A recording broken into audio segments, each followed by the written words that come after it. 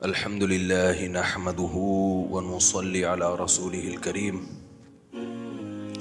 اما بعد فاعوذ باللہ من الشیطان الرجیم بسم اللہ الرحمن الرحیم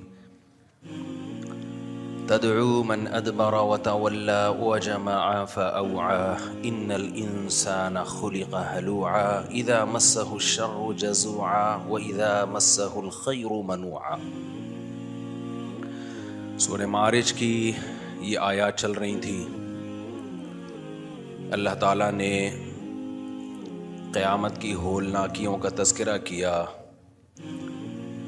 اور بتایا کہ اس کا وقت ہم تمہیں نہیں بتائیں گے، لیکن جب یہ قیامت واقع ہوگی انسان کو اپنے اعمال کا حساب و کتاب دینا پڑے گا، اور جو ناکام لوگ ہیں ان کے لیے جہنم کی آگ ہے اور کامیاب لوگوں کے لیے جنت کے باغات ہیں۔ اب اللہ تعالیٰ جہنم کی جب ہولناکیوں کو بیان کرتے ہیں، انہا لظیٰ، بھڑکتی ہوئی آگ ہے، سوال پیدا ہوتا ہے اتنی شدید ترین سزا، کم سزا چھوٹے مجرموں کے لیے ہوتی ہے، بڑی سزا ہمیشہ بڑے مجرموں کے لیے ہوتی ہے۔ تو یہ کون سے بڑے مجرم ہیں جن کو اتنی بڑی سزا دی جائے گی؟ تو اللہ کہتے ہیں تدعو من ادبر وتولی، یہ ان لوگوں کو اپنی طرف بلائے گی جنہوں نے ہمارے حکم سے پیٹھ پھیری اور منہ موڑا۔ دنیا میں کوئی بھی کسی کو بلا رہا ہو نا اور وہ اس کی دعوت کو ٹھکرا دے تو ٹھکرانے والے کو، سارے ٹھکرانے والے کو ایک جیسا مجرم نہیں سمجھا جاتا، یہ ڈیپینڈ کرتا ہے کہ بلانے والا کون ہے۔ آج جو ایتھیسٹ ملحد لوگ ہیں نا، کہتے ہیں نماز نہیں پڑھتے تو اللہ اٹھا کے آگ میں پھینک دے گا، یہ کیا بات ہوئی؟ بات نماز پڑھنے یا نہ پڑھنے کی نہیں ہے، بات اس کی ہے کہ آرڈر دینے والا کون ہے۔ جو جتنا بڑا ہوتا ہے نا اس کے آرڈر کی ویلیو اتنی زیادہ ہوتی ہے۔ میں بار بار مثال دیتا ہوں کہ آپ کے کسی دوست نے کہا یار پانی لے کے آؤ، آپ نہیں لے کر آئے، چھوٹا سا جرم سمجھا جائے گا، یار دوستی میں اتنا بھی خیال نہیں کیا، گیا ہوا تھا نا کولر کے پاس ہی تھا، لیتا آتا۔ لیکن جیسے جیسے آرڈر بڑھتا چلا جائے گا، آپ کے بڑے بھائی نے بولا یار پانی لے آؤ، آپ نے کہا نہیں لا رہا، یہاں تھوڑا سا معاملہ جذباتی ہو جائے گا، بھائی کو آئے گا غصہ، یہ زیادہ بڑا جرم سمجھا جائے گا۔ کوئی بوڑھا آدمی آپ سے پانی مانگ رہا ہے، یار بیٹا تم کولر کے پاس ہی ہو، میرے سے چلا نہیں جاتا، پانی لے آؤ، آپ نہیں لے کر آ رہے، جتنے لوگ وہاں پر ہوں گے آپ کو برا بھلا کہیں گے، یار کچھ شرم کر، کچھ حیا کر، بوڑھا آدمی ہے یار۔ چلو اس سے چلا جاتا بھی تھا تو ایک بزرگی، ایک عمر کا بھی کوئی تقدس ہوتا ہے، کوئی احترام ہوتا ہے۔ آرڈر کیا ہے؟ صرف پانی۔ آرڈر دینے والے سے حکم چینج ہو رہا ہے کہ نہیں ہو رہا؟ اس کی ویلیو چینج ہو رہی ہے کہ نہیں ہو رہی؟ یہی پھر آپ کی ماں یا آپ کا باپ بولے اور زیادہ اس کی ویلیو بڑھ جائے گی۔ تو بات یہ نہیں ہے کہ آپ کس کے حکم کو فالو، کون سے حکم کو فالو کر رہے ہو، بات یہ ہے کہ حکم دینے والا کون ہے۔ تین چیزیں ہوتی ہیں جس سے کسی کے حکم کی ویلیو بڑھتی ہے۔ ایک آپ کا اس سے ریلیشن کیا ہے، دوسرے اس کے آپ پر احسانات کتنے ہیں، تیسرا وہ پاورفل کتنا ہے۔ تین چیزیں دیکھی جاتی ہیں۔ آپ کا دوست ہے، آپ کا اس سے کوئی احسانات نہیں ہے اس کے آپ کے اوپر، نہ وہ کوئی پاورفل ہے، طاقتور ہے، لیکن ریلیشن ہے۔ وہ بھی اگر آپ کو کسی بات کا کہتا ہے تو آپ اس کا دل رکھتے ہو، آپ کہتے ہو یار میرا اس سے کیا ہے، ریلیشن ہے، حالانکہ اس نے آپ پر احسانات بھی نہیں کیے اور وہ آپ سے زیادہ پاورفل بھی نہیں ہے، کچھ بگاڑ بھی نہیں سکتا، لیکن ریلیشن کی بیس پہ بھی احکام کو فالو کیا جاتا ہے۔ ریلیشن ایسا ہے بھائی کیا کریں یار, پرانی دوستی ہے, کوئی نئی بھی نہیں ہوئی ہے.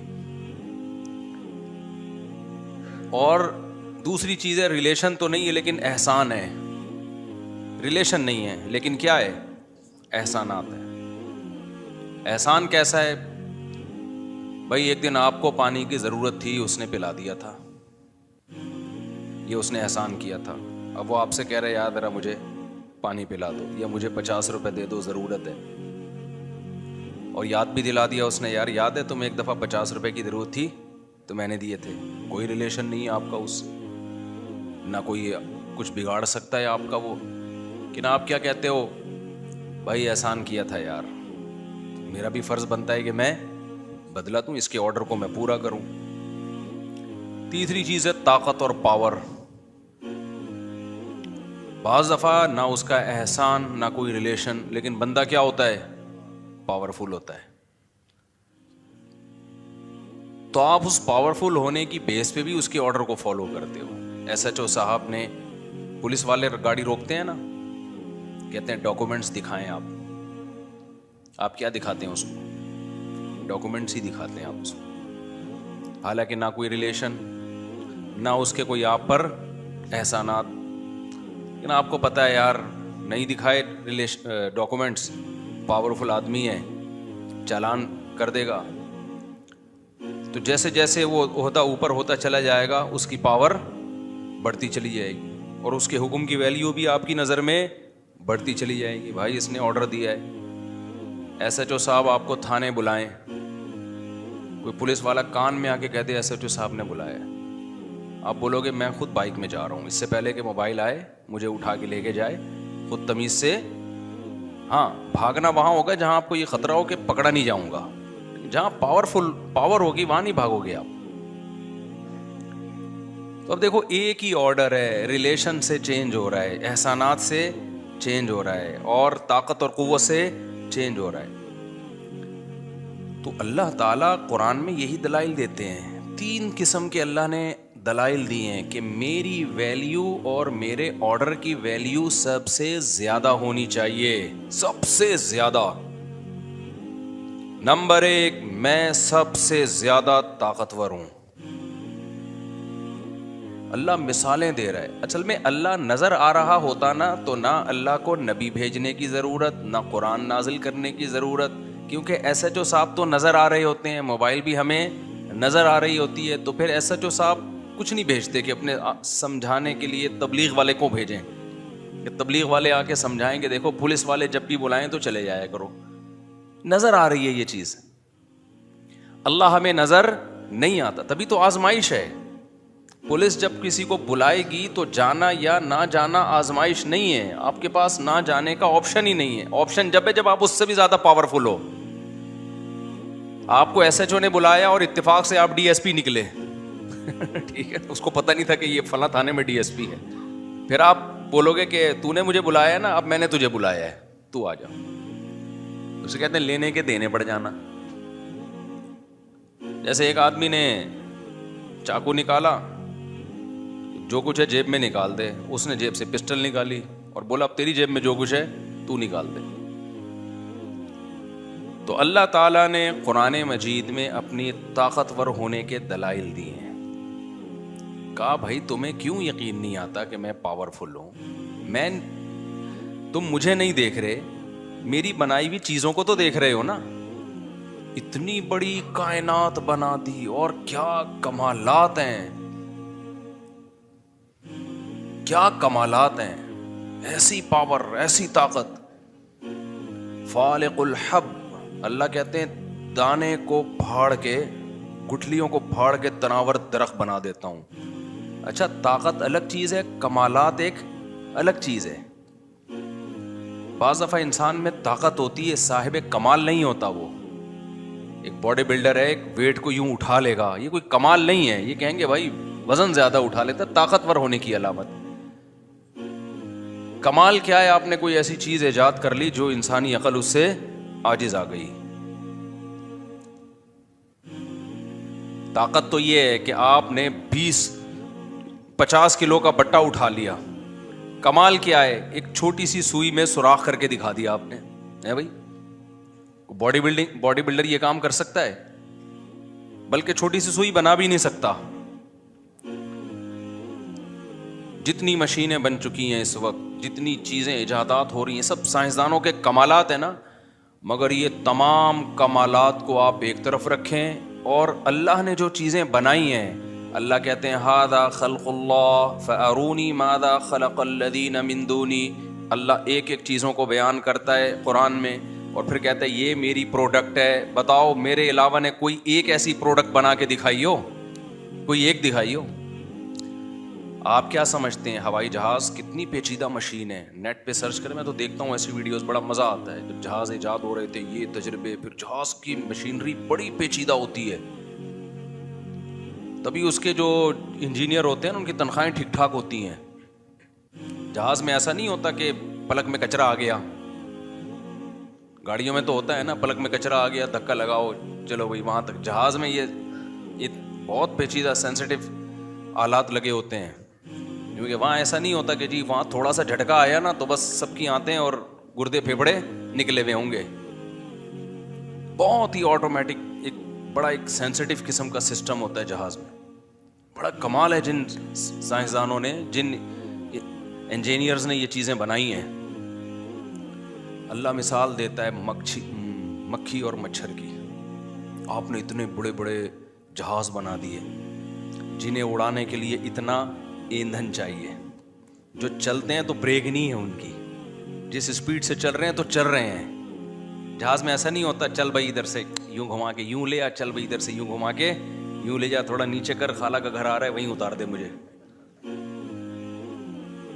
اللہ تعالیٰ نے جو جہاز بنائے جن کو پرندے کہا جاتا ہے, یہ جہاز کسی پائلٹ کے محتاج نہیں ہے. ان کا پائلٹ کہاں ہوتا ہے؟ جہاز کے اندر ایک چھوٹا سا دماغ ہے جو اس جہاز کو اڑائے گا.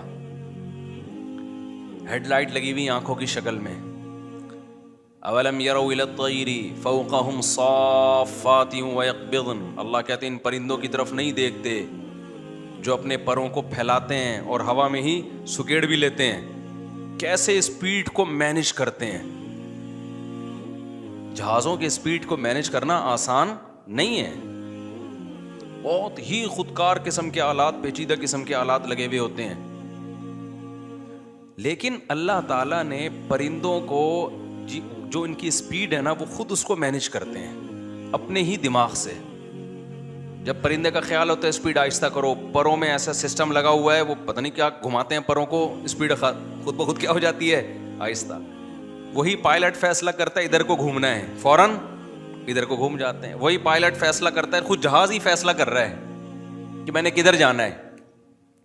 جہاز کو کتنا ایندھن چاہیے وہ جہاز ہی بتا رہا ہوتا ہے کہ تجھے بھوک لگ رہی ہے, اب تو اتنے دانے جو بھی اس کو کھانا ہے نا, جیسے سمندر کے اوپر جو پرندے ہوتے ہیں اکثر مچھلیاں کھاتے ہیں, تو پائلٹ خود بتا رہا ہوتا ہے. ہمارے یہاں پائلٹ کو الگ سے انجینئرز آ کے بتا رہے ہوتے ہیں کہ اتنا فیول چاہیے ہمیں کراچی سے لاہور جانے کے لیے. جب یہ پرندے لمبے لمبے سفر کرتے ہیں تو کس پرندے کو کتنا فیول چاہیے, فیول بھی کتنا دیسی اور سادہ رکھا ہوا ہے, کوئی پیٹرول نہیں چاہیے ان کو, ورنہ تو کتنی ٹینشن میں آ جاتے وہ پرندے. پیٹرول مہنگا ہونے سے پرندے ہی بیچارے برباد ہو جاتے. اللہ نے کہا تمہیں ایندھن وہاں سے ملے گا جو چیز پوری دنیا میں کامن ہے. سمندر کی مچھلیاں کھا لو, یہ تمہیں انرجی دیں گی. دانا کھا لو, باجرہ کھا لو, اور کیا کیا کام اللہ ان پرندوں سے لے رہے ہیں. میں بڑا حیران ہوتا تھا کہ دنیا میں اتنے بڑے بڑے جنگلات وجود میں کیسے آ گئے, ان میں بیج کس نے ڈالا ہے جا کے. امیزون کے جنگلات دیکھ لو, تھائی لینڈ کے جنگلات دیکھ لو, مری اور نتھیا گلی کے جنگلات دیکھ لو, پوری دنیا میں ہے نا جنگلات, تو یہ بیج کہاں سے آیا یہاں پہ؟ حیرانگی کی بات ہے یا نہیں ہے؟ ماہرین نے اس پہ تحقیق کی, انہوں نے کہا یہ بہت سارے بیج پرندوں نے پوری دنیا میں پھیلائے ہیں. پرندے جب کھاتے ہیں نا, دانا وانا کھا رہے ہیں کوئی بھی, تو ان کے بیج ہضم نہیں ہوتے, اور یہ ان کی بیٹ میں بعض دفعہ بیج ہضم نہیں ہوتا, بیٹ میں نکل کے زمین پہ گرتا ہے, اسی سے پودا نکل آتا. تو اللہ نے ان کے ذمے جب زمین کو بنایا, اللہ نے پوری دنیا کو اللہ نے آباد کرنا تھا, تو اللہ نے ابابیل سے جیسے کام لیا نا ابرہا کے لشکر کو تباہ کرنے کا, تو اللہ نے پرندوں سے کام لیا پوری دنیا میں بیج پہنچا دو تاکہ لمبے لمبے درخت پوری دنیا میں اگائیں. یہ کام پرندوں، کیونکہ انسان کو آباد کرنا تھا تو پوری دنیا کو سوٹیبل بنایا جا رہا تھا کہ وہ انسان کے لیے رہائش کے قابل بنے. وہ کیسے پرندوں کے ذریعے، پرندوں کو خود بھی پتا نہیں کہ ہم کیا کر رہے ہیں. بڑی مشین میں پیچیدہ آلات کا فٹ کرنا آسان ہے، بہت چھوٹی مشین ہوتی چلی جائے گی نا، اس میں پیچیدہ آلات کا فٹ کرنا مشکل ہوتا چلا جائے گا. آپ کو پتا ہے مشینری جتنی چھوٹی ہو اتنی سائنس کا کمال ہے چھوٹی مشین بنانا. اللہ میاں نے جتنی ٹیکنیکل قسم کی مشینیں بنائی ہیں نا، ان کا حجم بہت چھوٹا رکھا ہے، بہت چھوٹی چھوٹی بنائی ہیں، کام بڑے بڑے لے رہا ہے اللہ ان سے. مثال کے طور پر اللہ نے ایک ایسا ہوائی جہاز بنایا جو ہوائی جہاز بھی اور شہد بناتا ہے. وہ ہوائی جہاز بھی ہے اور کیا ہے، شہد بناتا ہے. اب وہ ٹریولنگ کرتا ہے تو وہ ٹریگنومیٹری کا جو علم ہے نا، کرو ٹریگنومیٹری، وہ اللہ نے سافٹ ویئر اس کی کھوپڑی میں ڈال دی ہیں پہلے سے.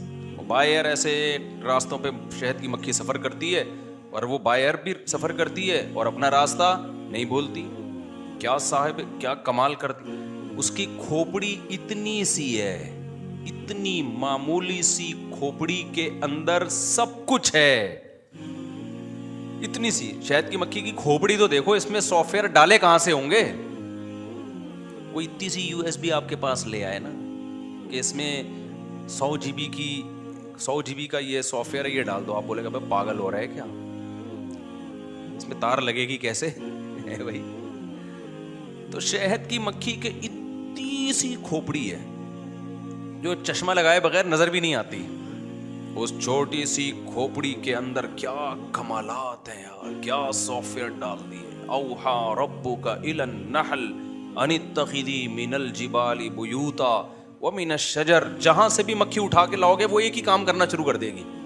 آپ شہد کی مکھیوں کا جتھا لا کے یہاں چھوڑ دو، سب سے پہلے وہ سوٹیبل جگہ تلاش کرنا شروع کر دیں گے. ان کا کام، ان میں ایسا کھوپڑی میں چیزیں ڈال دی ہیں کہ آپ جو مرضی کرو، انہوں نے یہی کرنا ہے. جب لا کے چھوڑا ان کے دماغ میں بس ایک ہی چیز سوار ہے، بھوت سوار ہے ان کی کھوپڑی میں کہ یار ہمیں کوئی سوٹیبل جگہ ملے جہاں ہم نے کیا بنانا ہے، چھتا. وہ سب مل کے یہی پروگرام، یہی مشورے، یہی ان کے. ہمارے وزیر اعظم نہیں بن پا رہا اور وہ ایک دن کے اندر اندر پورا پروگرام ان کا سیٹ ہو جاتا ہے. لوگ تو کہہ رہے ہیں مفتی طارق مسعود صاحب کو بنا دو. موقع اچھا ہے، ابھی آپ مجھے بنا دو، 4 شادیاں سب کی پکی انشاءاللہ. بہترین موقع. اب یہ چانس اگر مس کر دیا نا تو ہر دفعہ ایسے چانس نہیں آتے، بتا رہا ہوں میں. ڈنڈے مار مار کے، یہ بھی میں نے کہا تھا بیان میں. تو اتنی سی کھوپڑی. خیر، اللہ تعالیٰ کہتے ہیں یہ اللہ کے کمالات ہیں. اللہ کہتے ہیں پہاڑوں میں اتنی عجیب عجیب قسم کے پہاڑ ہیں نا. وغرابیب السود، سیاہ پہاڑ بھی آپ کو ملیں گے، سفید پہاڑ بھی آپ کو ملیں گے. پہاڑوں کو کھودتے چلے جاؤ، خزانے نکلتے چلے جائیں گے. وہ نمک کی کان دیکھی ہے، نمک کے بڑے بڑے پہاڑ. بھائی یہ کیسے بنا؟ اللہ کو پتا تھا دنیا آباد ہوگی، ان کو نمک کی ضرورت ہوگی. تو اتنے کھیوڑا کی جو کان ہے اتنی بڑی. میں تو گیا ہوں نا اس میں. اوپر ٹرینیں چل رہی ہیں، پھر نیچے اندر اس کے نیچے، یعنی اتنے اپارٹمنٹ ہیں اس پہاڑ کے اوپر بھی، پہاڑ کے نیچے بھی. اور پتہ نہیں 500 سال سے کہا جاتا ہے کہ نمک کھود کھود کے انسان نکال رہا ہے، نمک ختم ہونے کا نام نہیں لے رہا. ایسے کھود کھود کے نکال رہا. اتنا نمک کے پہاڑ اللہ نے پیدا کر. کوئلے کی کانیں ہے، مٹی، کوئلہ کیسے بنا دیا اس نے. ٹھیک ہے، سائنسدان تو جو ماہر ارضیات ہیں لوجک بیان کرتے ہیں، ایکچولی وہ پھر آ جاتے ہیں نا، ایکچولی ہوا یہ تھا. بھائی ایکچولی ہوا یہ تھا کہ اللہ نے جب انسان کو رکھنے کا ارادہ کیا تو یہ آٹومیٹیکلی نہیں ہوا. یہ اس کے پیچھے کوئی ہے جو مینجمنٹ کر رہا تھا کہ ان کو کوئلے کی بھی ضرورت پڑے گی، ان کو ڈیزل پٹرول کی بھی ضرورت پڑے گی، آبادی بڑھے گی. اور ایک دور آئے گا، مفتی طارق مسعود صاحب 4 شادیوں میں بیان کر کے آبادی اور بڑھا دیں گے قرآن میں دیکھ کے. تو اللہ میاں نے پہلے ہی سوچا ہوا تھا کہ جب اس بندے کے بیان ہوں گے اور اسپیڈ سے آبادی بڑھے گی تو ان کو کھلانے کے لیے بھی تو کچھ ہو. تو جنگل کی لکڑیاں تو ختم پڑ جائیں گی. تو اللہ میاں نے ڈیزل اور پٹرول کے ذخائر پیدا کر دیے، اللہ نے کوئلے کے ذخائر پیدا کر دیے. وہ پہلے سے پیدا. اب اس کی لاجک تو ہوگی کوئی، پتہ نہیں کروڑوں سال میں وہ پتھر جل کے ایسا ہو گیا یا کوئی لاوا پگھلا ہوگا. وہ ہمیں ٹھیک ہے، ہر چیز کی ایک. اللہ جب کوئی کام کرتا ہے تو اس کے پہلے اسباب تیار کرتا ہے نا. اسباب کے تحت اللہ نے کائنات کو چلایا ہے, لیکن اس سے یہ تھوڑی پتہ چلتا ہے کہ یہ خود بخود ہو رہا ہے. جب آپ کو ایک چیز کا سبب نظر آ رہا ہے اور ٹائم پہ ایک کام ہو رہا ہے تو یہ ہو نہیں رہا, کیا جا رہا ہوتا ہے. ہر کام جب ٹائم پہ ہوتا ہے نا, اس کا مطلب یہ کیا جا رہا ہے. بچہ جب پیدا ہوتا ہے ماں کی چھاتیوں میں دودھ آتا ہے, اس کی ایک لاجک ہے. ماہرین کہتے ہیں لاجک ہے کہ ہارمونز پیدا ہو جاتے ہیں اور پھر وہ دودھ والے ہارمونز ہوتے ہیں. پھر بھائی ابھی کیوں پیدا ہو رہے ہیں, یہ پہلے کیوں نہیں پیدا ہو گئے ہیں بھائی, کیا خیال ہے؟ تو اس کا مطلب وہ ہوتے ہیں ہارمونز, یہ خود بخود نہیں ہوئے, یہ کسی نے سسٹم ماں کے پیٹ میں اور ماں کی باڈی میں یہ سافٹ ویئر پہلے سے کسی نے انسٹال کیے ہوئے ہیں. دیکھو آپ کمپیوٹر میں جب کام کرتے ہو, ایف کا بٹن دباتے ہو تو کیا لکھ کے آتا ہے سامنے, ایف لکھ کے آتا ہے کہ نہیں آتا. اب اس کے پیچھے کوئی لاجک ہے یا نہیں ہے؟ یہ ایف اتنا سمجھدار ہے کہ دبایا تو سامنے ورڈ پہ جو ہے نا ایف لکھ کے آ گیا. خود بخود تھوڑی ہو رہا ہے, یقیناً اس کی ایک لاجک ہے.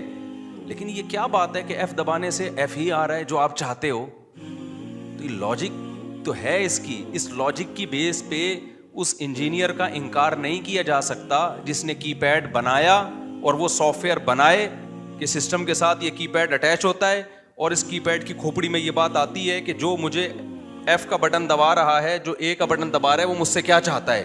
وہ یہ چاہتا ہے کہ یہ دباؤں تو یہ آئے, تو یہ آ رہا ہے. اس کا مطلب لاجک تو ہے, لیکن یہ کہنا ان لاجیکل ہے کہ اس لاجک کو بنانے والا کوئی بھی نہیں ہے, یہ خود بخود ہوا ہے. خدا کی قسم, آپ کی پیڈ پہ ABCD لکھتے ہو اور سامنے ABCD لکھا ہوا آتا ہے, یہ اتنا بڑا کمال نہیں ہے. اتنا بڑا کمال یہ ہے کہ بچہ پیدا ہوتا ہے اور ماں کی چھاتیوں میں فزیکلی دودھ آ جاتا ہے. وہاں ایف لکھا ہوا آ رہا ہے, حقیقت میں ایف نکل کے نہیں آ جاتا سامنے. نہیں آئی میرا خیال ہے بات سمجھ. آپ نے یہ تو نہیں کہ ایف کا بٹن دبایا یا چلو لڈو کا بٹن دبایا, لڈو نکل کے آ گیا کمپیوٹر سے. ایسا ہوا کبھی؟ کیا خیال ہے بھائی؟ یا لڈو بولا اور سامنے کیا آ گیا؟ یہ ہوگا گوگل پہ آپ لڈو بولو گے, لڈو لکھا ہوا آ جائے گا, بنا ہوا بھی آ جائے گا. کھانے والا لڈو سچی مچی کا نہیں آئے گا. اتنی ترقی سائنس نے نہیں کی ہے. اور اگر سائنس کر بھی لینا اتنی ترقی, تو پتہ ہے کیا ہوگا کہ آپ کو جب لڈو چاہیے ہوگا, آپ گوگل پہ بولو گے لڈو تو فوراً وہ کمپنی جس نے وہ سافٹ ویئر بنایا ہوگا وہ آپ کے گھر لڈو پہنچا دے گی, جو بنا ہوا ہوگا پہلے سے. بہت زیادہ ترقی ہوگی تو یہ ہو جائے گا نا, لڈو بولا ٹھک کر کے. کل کسی نے چند دن پہلے جو ہے نا, یہ جو آج کل پاکستانی قوم بہت فارغ ہے یار, میمز بنانے میں تو بڑی ماسٹر ہے. وہ کسی نے بھیجا کہ وہ ایک آدمی گوگل سے کہہ رہا ہے یہ والا گانا سنا, پورا گانا گا لیا نا, یہ والا سنا, بولا 2-4 جملے چھوڑ دیے ہوں گے. گوگل نے کہا الو کے پٹھے پورا گا ہی لیا, اب 2 جملے رہ گئے وہ بھی گا لے خود ہی. گوگل نے جواب دیا الو کے پٹھے پورا گانا تو تو نے گا ہی لیا ہے, 2 جملے بھی خود ہی گا لے نا. تو ایک ٹیکنالوجی اب اتنی بھی ترقی کرے گی, دیکھنا آپ. یہ جو آرٹیفیشل انٹیلیجنس ہے نا, یہ بہت آگے جانے والی ہے. تو یہ بھی بتا دے گی کہ اب کم بخت 2 لائنیں رہ گئی. یہ گالیاں بھی دیکھیں گی آپ کو کہ الٹے کام مت کر دو. تو ہم سسٹم پہ ایف کا بٹن دباتے ہیں, سامنے ایف لکھا ہوا آتا ہے. یہ نہیں کہ کوئی ایف نکل کے سامنے آ جائے.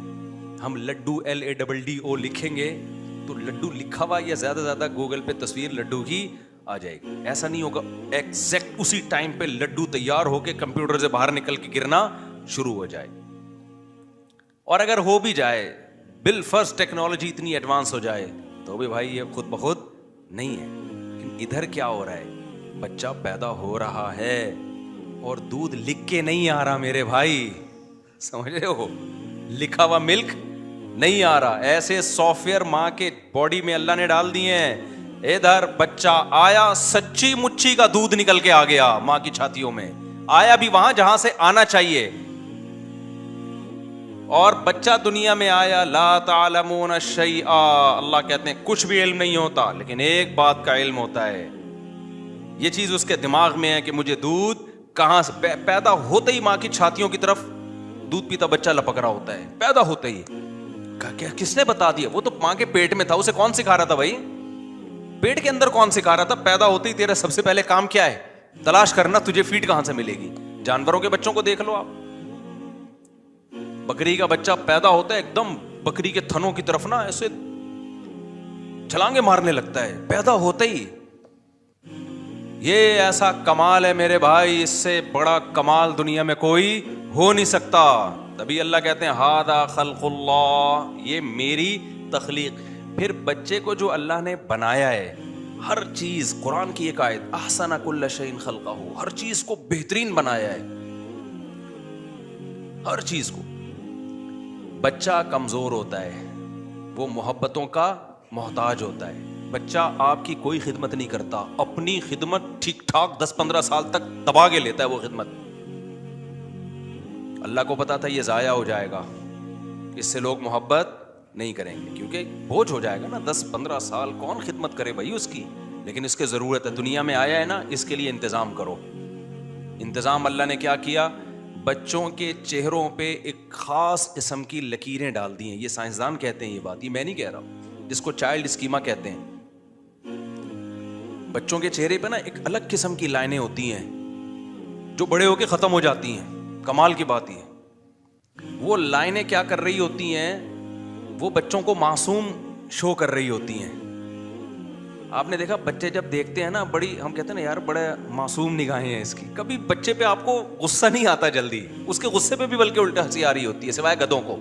گدھے وہ ہوتے ہیں جن کو بچے کی شرارتوں پہ غصہ آنا شروع ہو جائے, اس کی علامت ہوتی ہے کہ یہ کون ہے, اور پھر وہ بچوں کو کوٹ رہے ہوتے ہیں. بچہ تو چھوٹا بچہ تو بھائی وہ غصہ بھی کر رہا ہے تو ہنسنے کی بات ہے یار, ٹھیک ہے نا, اس کو تھوڑی پتہ ہے صحیح کیا ہے. ہمیں تو بچوں کی الٹی باتوں پہ بھی ہنسی آ رہی ہوتی ہے, غصے والے کاموں پہ بھی ہنسی آ رہی ہوتی ہے. پھر خواتین کہتی ہیں خود پالو نا کچھ دن, طنز کرتی ہیں پھر نیچے کمنٹس میں, خود پالو نا کچھ دن تو پتہ چلے گا. خیر, ویسے عورت کی بڑی ہمت ہوتی ہے بچہ پالنا, یہ حقیقت ہے, آدمی کا کام نہیں ہے. لیکن بہرحال اللہ میاں نے کیا کیا ہے, اس کی چہرے پہ کچھ لکیریں, لائنیں نا پینٹنگ کر دی ہیں. وہ بڑے ہو کر وہ لائنیں کیا ہوتی ہیں, ختم, وہ لائنیں چینج ہو جاتی ہیں. اس کی آنکھوں میں الگ سی ایک معصومیت سے ڈال دی ہے, وہ دیکھتا ہے بڑی معصومیت سے, روتا, بہت جلدی روتا بھی ہے. اور جب بچہ رونا شروع کرتا ہے نا, اس کے چہرے پہ ایک عجیب, اتنا ایک عاجزی آ رہی ہوتی ہے کہ انسان کا دل پگھلتا چلا جاتا ہے. یہ قدرت نے انتظام کیا, یہ بچہ آٹومیٹیکلی بنا ہوتا تو یہ پینٹنگ اس کے چہرے پہ نہ ہوتی. اور یہ ہر مخلوق کے بچے پر ہے, جانوروں کے بچوں پہ بھی ہوتی ہے تاکہ اس کی ماں اس پہ ترس کھائے, شیر کے بچوں میں بھی ہوتی ہے, بڑے ہو کے ختم ہو جاتی ہے. بڑے ہو کر اب اس کو معصومیت کی ضرورت نہیں ہے, اب اس کو دہشت اور رعب کی ضرورت ہے. تو وہ جیسے جیسے بڑا ہوتا ہے اس پہ رعب آتا ہے. آپ شیر کو دیکھ لو, اور شیر کا بچہ بڑا کیوٹ سا لگے گا, شیر نہیں لگے گا کیوٹ سا. شیر کو آپ نے چمی لینے کی کوشش کی نا, وہیں سے ایک آواز مارے گا, اپنی تمیز سے رہو تم, کیونکہ اب اس کو ضرورت نہیں ہے نا محبتوں کی. وہ تو وہ پاورفل ہو گیا, جب چھوٹا تھا تو اس کو ضرورت تھی محبت کی. بکری کے بچے میں بھی یہ معصومیت ہے, جس کی وجہ سے بکری اپنے بچے سے پیار کرتی ہے. آپ بکری کے بچے کو, میں نے تو بہت پالے ہیں, جب بکری کے بچے کا رات کو پیٹ بھریں, صبح اس کو دودھ پلائیں, دوبارہ دودھ پیے, رات کو آرام بھی کیا ہوا, پھر صبح اس کی چھلانگیں دیکھو, ایسے کلا بازیاں کھا رہا ہوتا ہے, اور بڑا پیار آتا ہے اس کے اوپر. میں نے ایک ٹیڈی بکری پالی ہوئی تھی, اس کے 3 بچے تھے پدے پدے سے. ایک تو بکری ٹیڈی, پھر وہی لطیفہ یاد آتا ہے, وہ ایک آدمی کی ٹگنی خاتون سے شادی ہو گئی تو بچے بڑے ہی نہیں ہو رہے تھے, تو وہ بیچارہ تپا رہتا تھا, یار کتنے سال ہو گئے, بچے اتنے کے اتنے, وہ ماں پہ چلے گئے. تو ایک دن بچوں کی ماں ان کو کھانا کھلا رہی ہے, بیٹا کھانا کھاؤ, خرچہ تو اس کا ہو رہا ہے نا کھانے پہ, کھانا کھاؤ بڑے ہو جاؤ گے. تو یہ جل کے کہتا ہے یہ بڑے نہیں ہوں گے, کہہ رہے ان کے ساتھ کے پودے لایا تھا وہ بڑے ہو گئے ہیں, یہ کمبخت اتنے کے, کہہ رہی اور چھوٹے ہوں گے. تو ٹیڈی بکری جو ہے نا میں نے پالی ہوئی تھی, 3 بچے تھے اس کے. اب وہ کیا, میں چرانے کے لیے بھی لے کے جاتا تھا ادھر ہی گھمانے کے لیے نا عصر کے بعد. اب تو سیکیورٹی حالات ایسے ہو گئے کہ آدمی ایزیلی گھوم ہی نہیں سکتا. تو اس کو ہم لے کے گئے, تو وہ کیا کرتی تھی, بکری چرتی رہتی, بچے بھی دائیں بائیں ہو جاتے. مغرب سے تھوڑی دیر پہلے نا بکری کو پتا تھا واپسی کا ٹائم ہو گیا ہے, تو بچے کہیں دور جا چکے ہوتے تھے, بکری ادھر. تو بکری ایک خاص آواز نکالتی تھی, یہ آواز ہوتی تھی بچوں سے کہ واپسی کا ٹائم شروع ہو. وہ جو 3 بچے پھدکتے ہوئے بھاگتے تھے نا, او ہو وہ دیکھنے کا منظر تھا. کوئی ادھر سے بھاگتا ہوا آ رہا ہے اور گر رہے ہوتے تھے کلابازیاں کی, اتنی اسپیڈ سے بھاگ رہے تھے کہ گر رہے ہوتے تھے. وہ بڑا اچھا لگتا تھا منظر. وہ ایک تو ویسے ہی ٹھکنے سے بڑے ہونا ہی نہیں تھا انہوں نے, تو وہ اتنی اسپیڈ سے بھاگتے ہوئے اتنا اچھا منظر لگتا تھا, نیچر کا حسن نظر آتا تھا. میں کہتا دیکھو یہ خود بخود نہیں ہے. ان کے بچوں کو پتا ہے کہ جو اماں نے یہ اسٹائل میں آواز نکالی ہے نا, یہ والا اسٹائل, یہ صبح یہ اسٹائل اماں کا نہیں ہوتا. یہ اسٹائل ہے ہی اس کے لیے کہ بیٹا واپسی کا ٹائم شروع ہو گیا ہے. تو تگڑ تگڑ تگڑ تگڑ بھاگ رہے ہیں, کوئی ٹکرا رہے ہیں, کوئی گر رہے ہیں, بڑا مزہ آتا تھا. جب یہی بچے بڑے ہو جاتے ہیں تو یہ اسٹائل ان کا ختم. ہر چیز کو ہمارے رب نے ایک بہترین انداز سے بنایا ہے. انسان اپنی باڈی کو دیکھ لو, وفی انفسکم, اللہ کہتے ہیں اپنی ذات میں نشانیاں دیکھ لو. ہمارے سر پہ بال رکھے ہیں اللہ نے, خوبصورتی ہے یا نہیں ہے ان بالوں میں؟ مرد کو داڑھی کی زینت دی اللہ نے, اس لیے کہ اس میں کیا ہے مرد کے لیے خوبصورتی. تبھی پیغمبروں کا حکم ہے داڑھی بڑھاؤ. تو ہم فطرت سے بغاوت کرتے ہیں. مرد کو اللہ نے ایک مردانہ آواز دی ہے, عورت میں اللہ نے نسوانیت پیدا کی ہے. عورت میں مردانگی ہوتی تو مرد عورت کی طرف مائل نہیں ہوتا.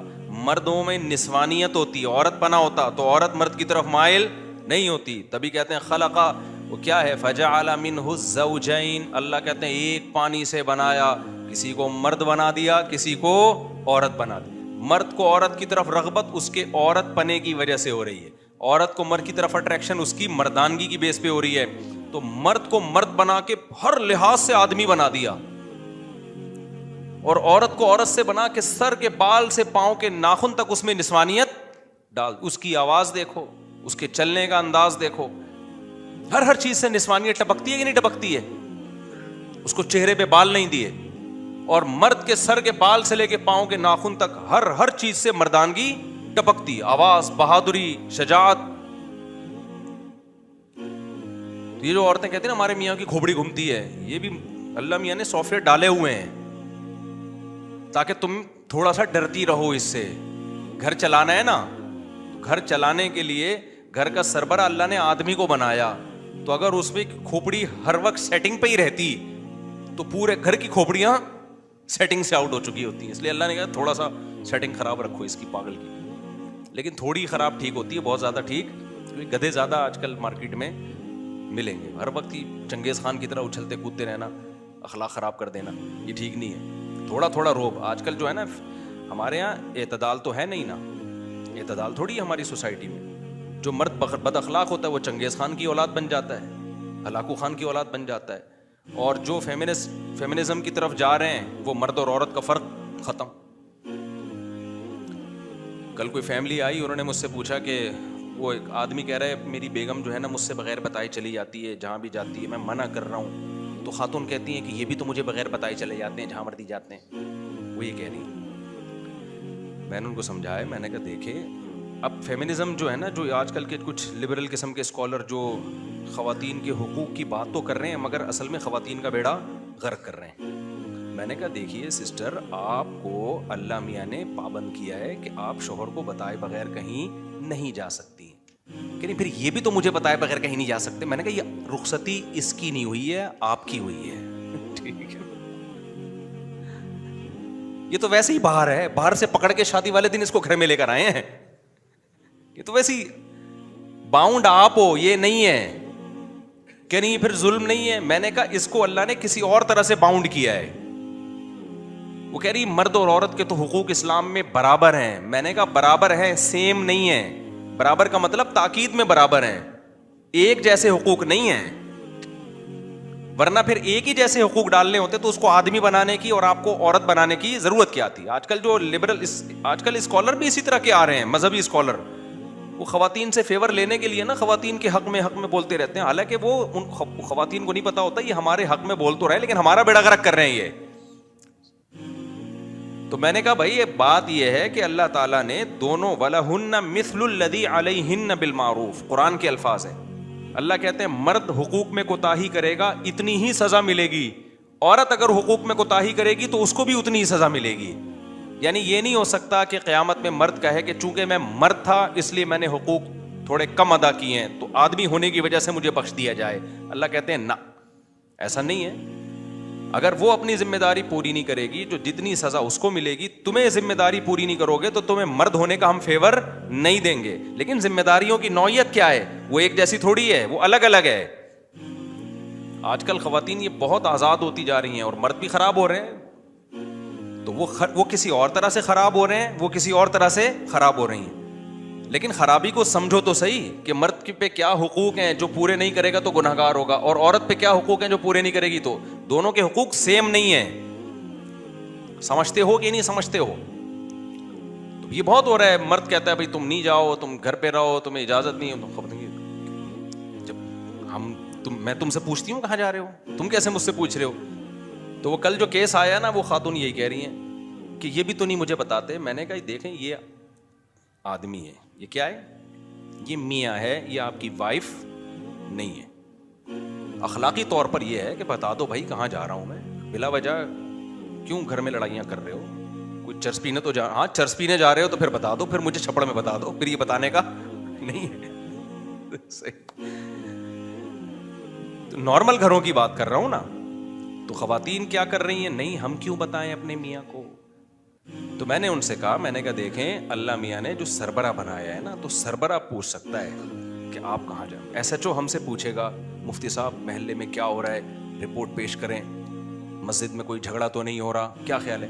میں کہوں جیسے تم مجھ سے پوچھ سکتے ہو ایس ایچ او صاحب میں بھی آپ سے پوچھوں گا, بتاؤ کتنے چور پکڑے, اپنی ذمہ داری. ایس ایچ او کہے گا یہ مجھ سے ڈی ایس پی تو پوچھ سکتا ہے بھائی, جو میرے ماتحت ہیں وہ مجھ سے نہیں پوچھ سکتے.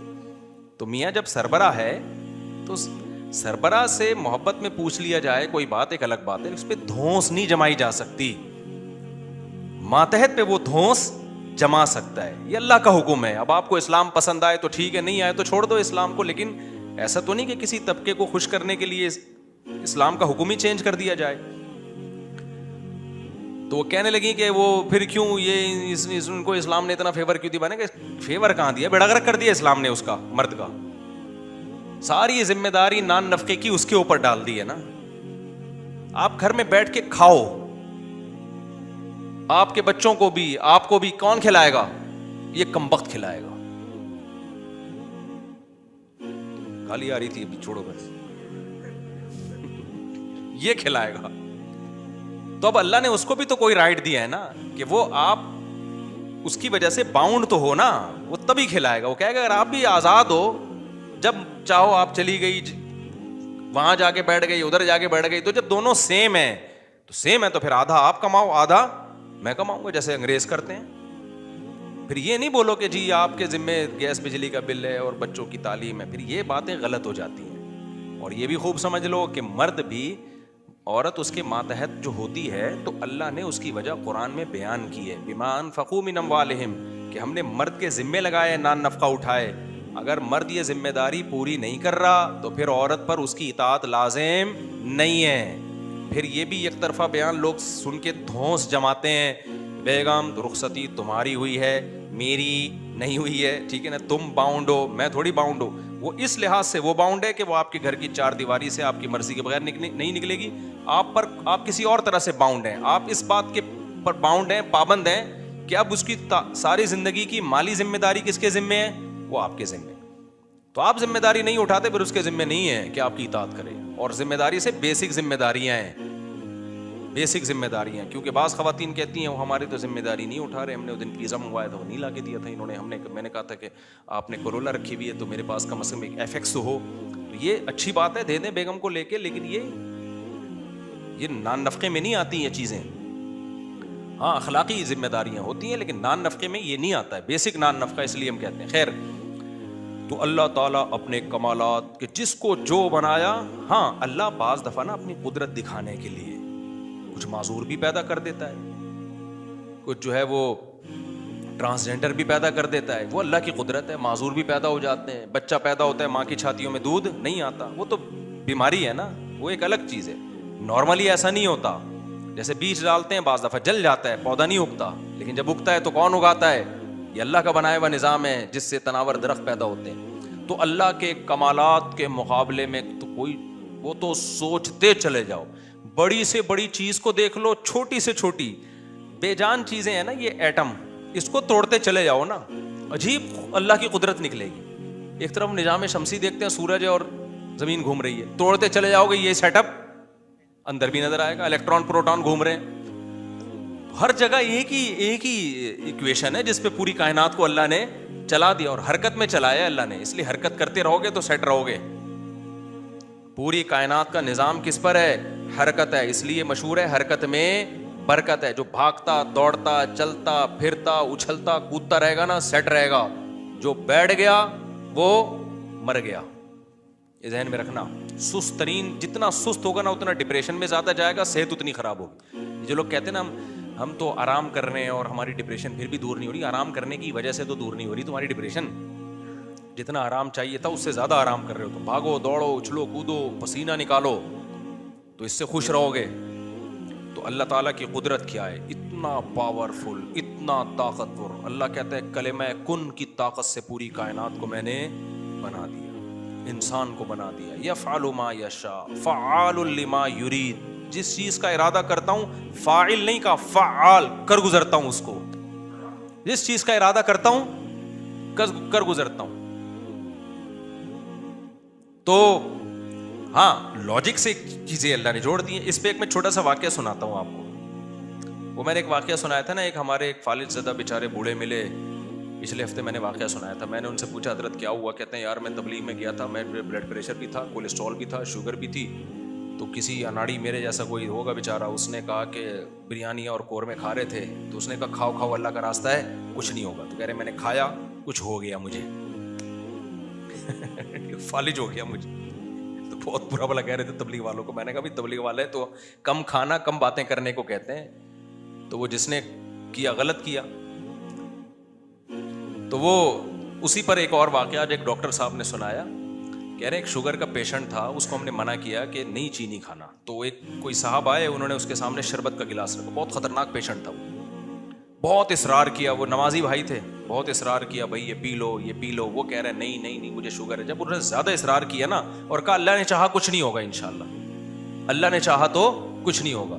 دیکھو صحابہ کرام کا اللہ پہ توکل تھا, انہوں نے دریا میں گھوڑے دوڑا دیے.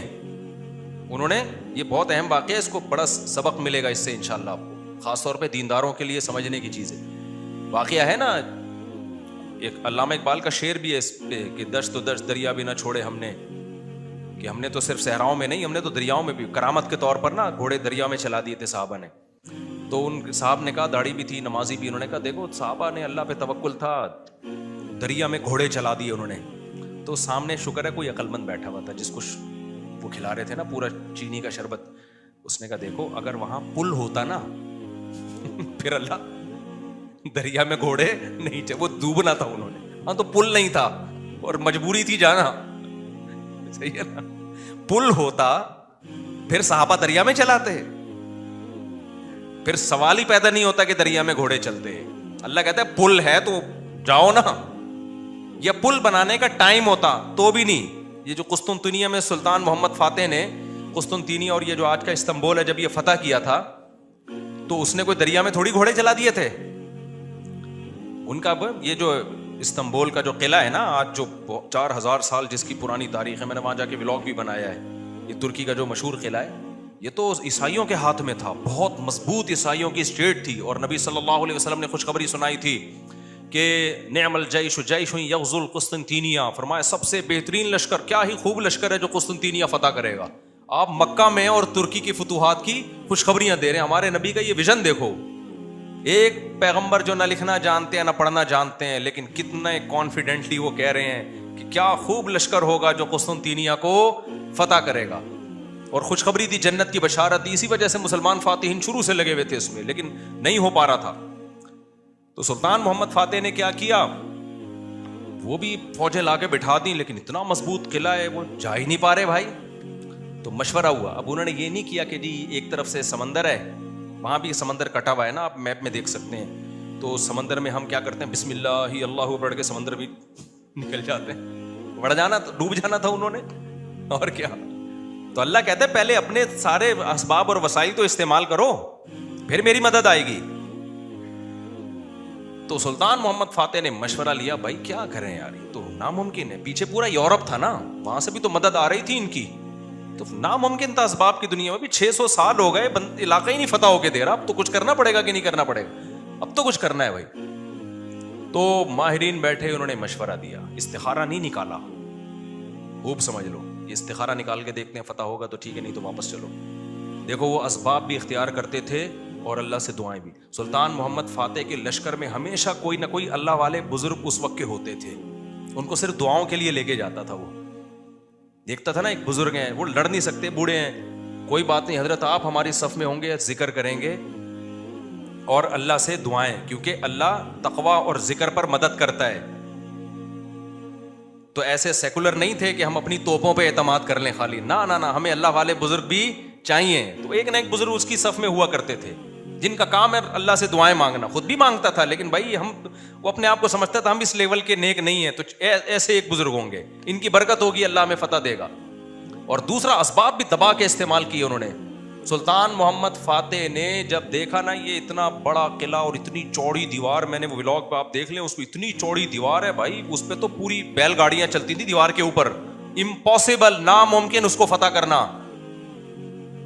تو سلطان محمد فاتح نے بزرگ بھی رکھے اپنے پاس, اللہ اللہ بھی ہو, ذکر بھی ہو, اور پھر اپنے انجینئرز کو آرڈر دیا, دنیا کی سب سے بڑی توپ بنائی اس وقت اس قلعے کو فتح کرنے کے لیے, جس کو دیکھ کے آدمی, وہ توپ میں دیکھ کر آیا ہوں اس کا ڈیزائن, یا شاید وہی توپ رکھی ہوئی, مجھے یاد نہیں ہے.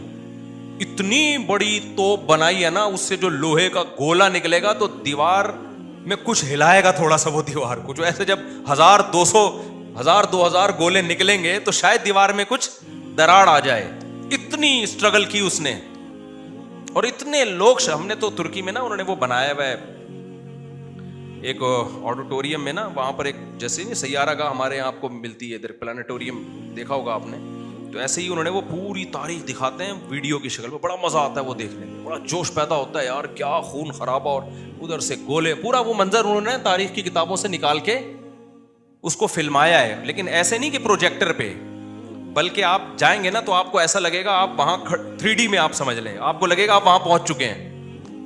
وہ ایسا چیخیں نکلتی ہیں یار وہ منظر دیکھ کے, ایسے تھوڑی پیڑے کھائے ہیں مسلمانوں نے یار, پوری دنیا پہ حکومتیں کی ہیں, آج بیٹھے ہیں وزیر اعظم بن نہیں رہا, صحیح ہے نا.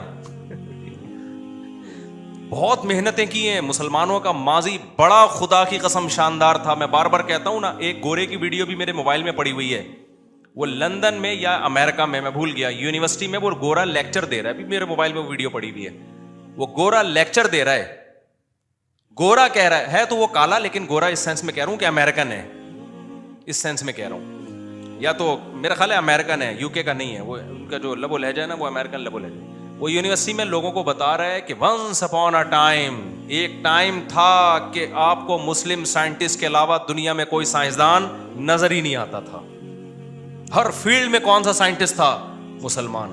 اور وہ کہہ رہا ہے کہ فلکیات کے علم میں مسلمانوں نے اتنی ترقی کی تھی. پھر بغداد کی یونیورسٹی کا نام لے رہا ہے وہ, بغداد میں جو ہماری خلافت تھی, تو وہ کہہ رہا ہے کہ آج بھی جتنے ستاروں کے نام ہیں نا انگلش میں, سارے عربی سے آئے ہیں. سارے کہاں سے آئے ہیں, یہ عربی سے آئے ہیں. مسلمان یہ کام بہت پہلے کر چکے تھے, بڑا شاندار ماضی تھا ہمارا, لیکن ایسا ختم ہوا, ایسا لگتا ہے ہم ہمیشہ سے ہی اسی طرح ہیں, ہمیشہ سے ہی ہم سے وزیر اعظم بن ہی نہیں پایا کبھی. ایسا نہیں ہے, ماضی ہمارا اور زیادہ پرانا ماضی نہیں ہے, 150-200 سال سے زیادہ پیچھے کی بات نہیں ہے. یہ چند غلطیاں ہوئی ہیں جس کی سزا ہم بھگت رہے ہیں, اس میں مذہبی لوگوں سے بھی ہوئی ہیں, حکمرانوں سے بھی ہوئی ہیں, دونوں طبقوں سے ہوئی ہیں, کسی ایک طبقے کو آپ ذمہ دار نہیں ٹھہرا سکتے. تو اس میں ایک بہت بڑی غلطی یہ ہوئی ہے کہ مذہب کو سائنس سے کیا کر دیا, الگ کر دیا. یہ بہت بڑی مسٹیک ہوئی ہے. جبکہ ہمیں داؤد علیہ السلام, سلیمان علیہ السلام کے واقعات میں کیا ملتا ہے, اللہ نے سلیمان علیہ السلام کو جب دنیا کا حکمران بنایا ہے تو اللہ نے اسباب اور وسائل بھی دیے تھے ان کو. وہ اسباب کیا تھے, لوہا ان کے ہاتھ میں پگھلا دیا اللہ تعالیٰ نے. داؤد علیہ السلام کو حکم دیا زرہیں بناؤ, زرہیں. اللہ کہہ دیتا کہ اے داؤد تو زمین پر حکومت کرے گا, لڑائی کرے گا, زرہیں بنانے کی ضرورت نہیں ہے. آیت الکرسی پڑھ کے ہر مجاہد پہ پھونک لگائی, دم کیا, دشمن کی تلوار چلے گی نہیں. یہی چل رہا ہے نا آج کل, داماد انسان کا بچہ نہیں بن رہا, آیت الکرسی پڑھ کے پھونکو اور اس کو جو ہے وہ تعویذ کرا دو تو ٹھیک ہو جائے گا. پوری 10 سال دامادوں کے ٹھیک کرنے میں بیٹیوں کی زندگیاں تباہ کر دی. قرآن کیا کہتا ہے؟ ان خفتم اللہ یقیما حدود اللہ, حدود اللہ پہ قائم نہیں رہ سکتے بھائی, خلا لینے کی کوشش کرو اس پاگل سے. 2-3 موقع دے دیے ٹھیک ہونے کے, ہو گیا ٹھیک ہے, نہیں تو اگر برائی اس قابل ہے کہ برداشت کے قابل ہے تو برداشت کرو. بلا وجہ گھر نہیں توڑنا چاہیے, بالکل برداشت کے قابل نہیں ہے, جان چھڑاؤ بھائی اس آدمی سے. نہ میں نہ جانتا ہوں نا ایسے لوگوں کو, 30 سال ہو گئے کہ نہیں جی اللہ کے ہاتھ میں دل ہیں, اللہ جب چاہے گا میرے داماد کا دل چینج کر دے گا. اس امید پہ 30 سال گزار دیے اور بیٹی پاگل ہو گئی. میں نے کہا 30 سال کے بعد آپ آ رہے ہو کہ خلا لینا ہے؟ کہہ رہے ہیں بھائی وہ اللہ کے ہاتھ میں دل ہے. تو میں نے کہا اللہ کے ہاتھ میں ہے لیکن اللہ نے کہا کہ میں گھماؤں گا. ہم کب کہہ رہے ہیں کہ اللہ کے ہاتھ میں نہیں ہے؟ اگر ہمیں پتا ہوتا کہ اگلے سال اللہ آپ کے داماد کو ٹھیک کر دیتا, میں کہتا چلو 1 سال اور انتظار کر لو. اللہ کے ہاتھ میں ہے لیکن گھمائے گا کہ نہیں گھمائے گا یہ اللہ نے نہیں بتایا, بلکہ اللہ نے جو بتایا ہے انک لا تہدی من احببت, آپ اس کو ہدایت نہیں دے سکتے جس سے آپ محبت کرتے ہو. یہ تو حضرت ابو طالب کے بارے میں نازل ہوئی ہے کہ نبی کے چچا ایمان نہیں لائے تو نبی غمزدہ تھے. اللہ نے فرمایا کہ آپ جس سے محبت ہے ہدایت نہیں ملے گی, اس کو ملے گی جس کو اللہ چاہے گا. اور چاہے گا کس کو؟ جو خود چاہے گا. یہ بھی قرآن کہتا ہے جو خود چاہے گا اسی کو ملے گی, جو خود نہیں چاہے گا تو بھائی چاہے نبی کا چچا بھی ہو نہیں ملے گی. تو میں نے کہا بھائی نبی کے چچا کو نہیں ملی ہدایت, آپ کے داماد آپ کے نبی سے بھی آگے ہو. تو ہم تو گراؤنڈ ریئلٹی کو دیکھ کر فیصلہ کریں گے. 1 سال بہت ہوتا ہے کسی کو تجربے میں. اب انسان کا بچہ نہیں بن رہا, نہ نان نفقہ دے رہا ہے, وہ بے تحاشا مارتا پیٹتا ہے, ٹارچر ذہنی کر کر کے اس کو بیچاری کی زندگی بیڑا غرق ہو گیا اس کی. میں نے کہا خود ہی مر جائے گا, تھوڑے دنوں میں خلا کے تکلف کی ضرورت کیا ہے؟ طلاق لینے کی کیا ضرورت ہے اس سے؟ اسلام جو ہے نا وہ دقیانوسی نہیں سکھاتا میرے بھائی. مسلمانوں نے ایسے ہی نہیں دنیا پہ حکومتیں کر لی ہیں. داؤد علیہ السلام کو اللہ نے, داؤد علیہ السلام قرآن کہتا ہے نا پوری دنیا پہ داؤد علیہ السلام نے, پوری دنیا نہ بھی ہو, دنیا کے ایک بہت بڑے حصے پر جو حکومت کی ہے, تو قرآن کیا بتاتا ہے کیسے کی حکومت, کیسے کی حکومت, بھوکے لگا لگا کے کی. قرآن ان کی عبادت کا بھی تذکرہ کرتا ہے, دن میں روزہ رکھتے تھے, راتوں کو تہجد پڑھتے تھے, اس کا بھی تذکرہ کرتا ہے. یہ بھی ضروری ہے, ورنہ ایک سیکولر فوج میں مجاہدین میں اور ایک مذہبی لوگوں میں کوئی فرق نہیں رہے گا. اللہ کہتے ہیں جب تم اللہ کی راہ میں لڑو گے کثرت سے اللہ کا ذکر کرو, کیونکہ تم لڑ رہے ہو اللہ کی مدد پہ, تو اللہ کو یاد بھی تو رکھو نا, لیکن ساتھ ساتھ اسباب اور وسائل بھی خاندانی طریقے سے استعمال کرنے ہیں. تو اللہ نے داؤد علیہ السلام کو کیا کہا؟ زرہیں بنائے لوہے کی. اور کیسے کہا؟ یہ بھی نہیں کہا کہ بنا دیں بس, باقی میں خود ہی جوڑ دوں گا. قدر فی السرد, ان کی لڑیاں جوڑنے میں بھی اندازوں سے جوڑیں کہ کیسے اس اندازے کا مطلب کیا ہے. کیونکہ جب زرہیں بنائی جاتی ہیں نا, لوہے کے لباس جو جنگ میں استعمال ہوتے ہیں, تو ظاہر ہے جس فوجی کے لیے, جس مجاہد کے لیے بنوائی جا رہی ہیں, اس کو لیٹنا بھی ہوگا, اس کو بیٹھنا بھی ہوگا, اس کو گھوڑے پہ چھلانگ لگا کے بیٹھنا بھی ہے, تو وہ موویبل ہوں, وہ مڑ سکیں آسانی سے. تو اس کے لیے بہت ٹیکنیکل طریقے سے اس کو ایڈجسٹ کرنا ہے. تو قدر کا مطلب اس کی ایڈجسٹمنٹ بڑی خاندانی ہونی چاہیے. نہیں آئی میرا خیال ہے بات سمجھ میں. یہ بھی نہیں کہا کہ اللہ میاں نے کہ زرہیں بنانے رسی سے جوڑ لینا, یہ ایک تار نہیں ہوتی جو الیکٹریشین کے پاس ہوتی ہے, یہ والی تار سے یوں کرنا. ہمارے یہاں جگاڑو کام ہو رہے ہوتے ہیں کہ نہیں ہو رہے؟ جاپان میں جگاڑو کام نہیں ہوتے. ہمارے ہر کام کیا ہے؟ کمپیوٹر کو بھی ٹھنڈا کر رہے ہیں پنکھے پہ نہ آگے. میں نے نیٹ پہ ایک ویڈیو دیکھی, سسٹم کو ٹھنڈا کرنے کے لیے ایک الگ سے پنکھا چلایا ہوا ہے جو کمپیوٹر کو کم اور آپ کو زیادہ ٹھنڈا کر رہے ہیں. منہ پہ ہوا آ رہی ہے ڈائریکٹ اس کی. خیر, تو قدر فی السرد, مینجمنٹ اسلام کا ایک حکم ہے. صفوں کو سیدھا کرنے کا حکم ہے یا نہیں ہے؟ اللہ میاں کہتے ہیں نماز پڑھنے آؤ, تھوڑے بہت آگے پیچھے ہو گئے کوئی مسئلہ نہیں ہے یار, قبول کرنے والا کون ہے؟ اللہ ہے, کر لے. نا اتنی بھائی جب کھڑے ہو سیدھے تو پھر سیدھے ہونے چاہیے. ذرا سا بھی پیٹ آگے نکلا ہوا نہ ہو, سینہ آگے نکلا ہوا نہ ہو. نبی صلی اللہ علیہ وسلم اقامت کے بعد کیسے صفوں کو سیدھا کرتے تھے؟ مینجمنٹ آج دیندار لوگوں میں ختم, سارے باتیں الٹی ہو رہی ہیں, اللاجیکل باتیں کروا لو. کورونا میں تو دماغ پی گئے تھے لوگ ہمارا. کووڈ پہ ہم نے کہا نا, ڈاکٹر کہہ رہے فاصلہ رکھو تو رکھ لو فاصلہ. ہر آدمی بھائی توکل کے چکر میں کورونا والا آدمی منہ پہ جا کے چھینک رہا ہے لوگوں کے. یہ کون سا اسلام ہے بھائی؟ خیر, تو وہ اس کی بات بڑی پیاری تھی نا. میں داؤد علیہ السلام کا بتا رہا تھا نا کیسے زرہیں بنائی انہوں نے, اور کتنی پاورفل حکومت, پھر فوج تیار کی ہے, پھر سلیمان علیہ السلام کو آپ دیکھ لو، ان کا تخت تھا، ہیرے جواہرات تھے، اور کیسا تاج تھا ان کا، یہ بھی بھرم کے لیے. تو اس میں ہمیں یہ بھی ملتا ہے کہ اگر بھرم ڈالنے کے لیے آپ کو اچھی ڈریسنگ کرنی پڑے اور خاندانی لائف اسٹائل ہو تاکہ سامنے والے پہ بھرم اچھے پڑیں، تو یہ بھی شریعت کا حکم ہے. جیسے حضرت معاویہ رضی اللہ تعالیٰ عنہ کا بڑا شاہانہ لباس تھا، تو کسی نے حضرت عمر کو شکایت لگائی کہ یہ گورنر بنے اور اتنا بہترین خوبصورت لباس پہن کے چلتے ہیں پھرتے ہیں، یہ تو دنیا سے محبت کی علامت ہے. حضرت عمر تو پھٹے پرانے کپڑے پہنتے تھے، پیون زدہ کپڑے پہنتے تھے. تو حضرت عمر نے خط لکھا، بھائی یہ کیا شکایت ہے؟ حضرت معاویہ نے فرمایا، یا رسول اللہ، میں جن لوگوں پہ حکومت کر رہا ہوں، یا امیر المومنین، میں جن لوگوں پہ حکومت کر رہا ہوں نا، ان کی نظر میں مفہوم بیان کر رہا ہوں کہ ان کی نظر میں لباس کی بڑی ویلیو ہے. یہ مجھے ویلیو نہیں دیں گے اگر میں غریبوں والا لباس پہن کے گھوموں. تو یہ سیاست تھی ان کی، اور یہ حقیقت ہے کہ آپ کا سب سے پہلا امپریشن کس کا پڑتا ہے؟ آپ لباس کا پڑتا ہے. آپ کے لائف اٹھنے بیٹھنے کا اسٹائل کیا ہے آپ کا، وہی آپ کے کپڑے میں 10 قسم کے پیوند لگے ہوئے ہوں، اگلا کہے گا ابے بھائی یہ تو شاید ان کے پاس پیسے ہی نہیں ہے تو ہم سے کیا لڑیں گے یہ، ٹھیک ہے نا. تو لڑائی کے لیے ظاہر حضرت معاویہ کے پاس جب دشمن کے وفود آیا کرتے تھے تو ان کی ڈریسنگ دیکھ کے ان کو اندازہ ہو جاتا تھا بھائی یہ چھوٹے لوگ نہیں ہیں. سوال پیدا ہوتا ہے حضرت عمر نے ایسا کیوں کیا؟ بھائی وہ ان کو ویسے ہی اتنا اللہ نے روب دیا تھا کہ وہ ان کپڑوں میں ہی بہت روب تھا ان کا. اور ہمارے نبی صلی اللہ علیہ وسلم کے جو پیون زدہ کپڑے تھے، تو حدیث میں تو آتا ہے نبی کے چہرے پہ اللہ نے اتنا روب ڈال دیا تھا کہ 1 مہینے کی مسافت سے دشمن کانپنے لگتا تھا.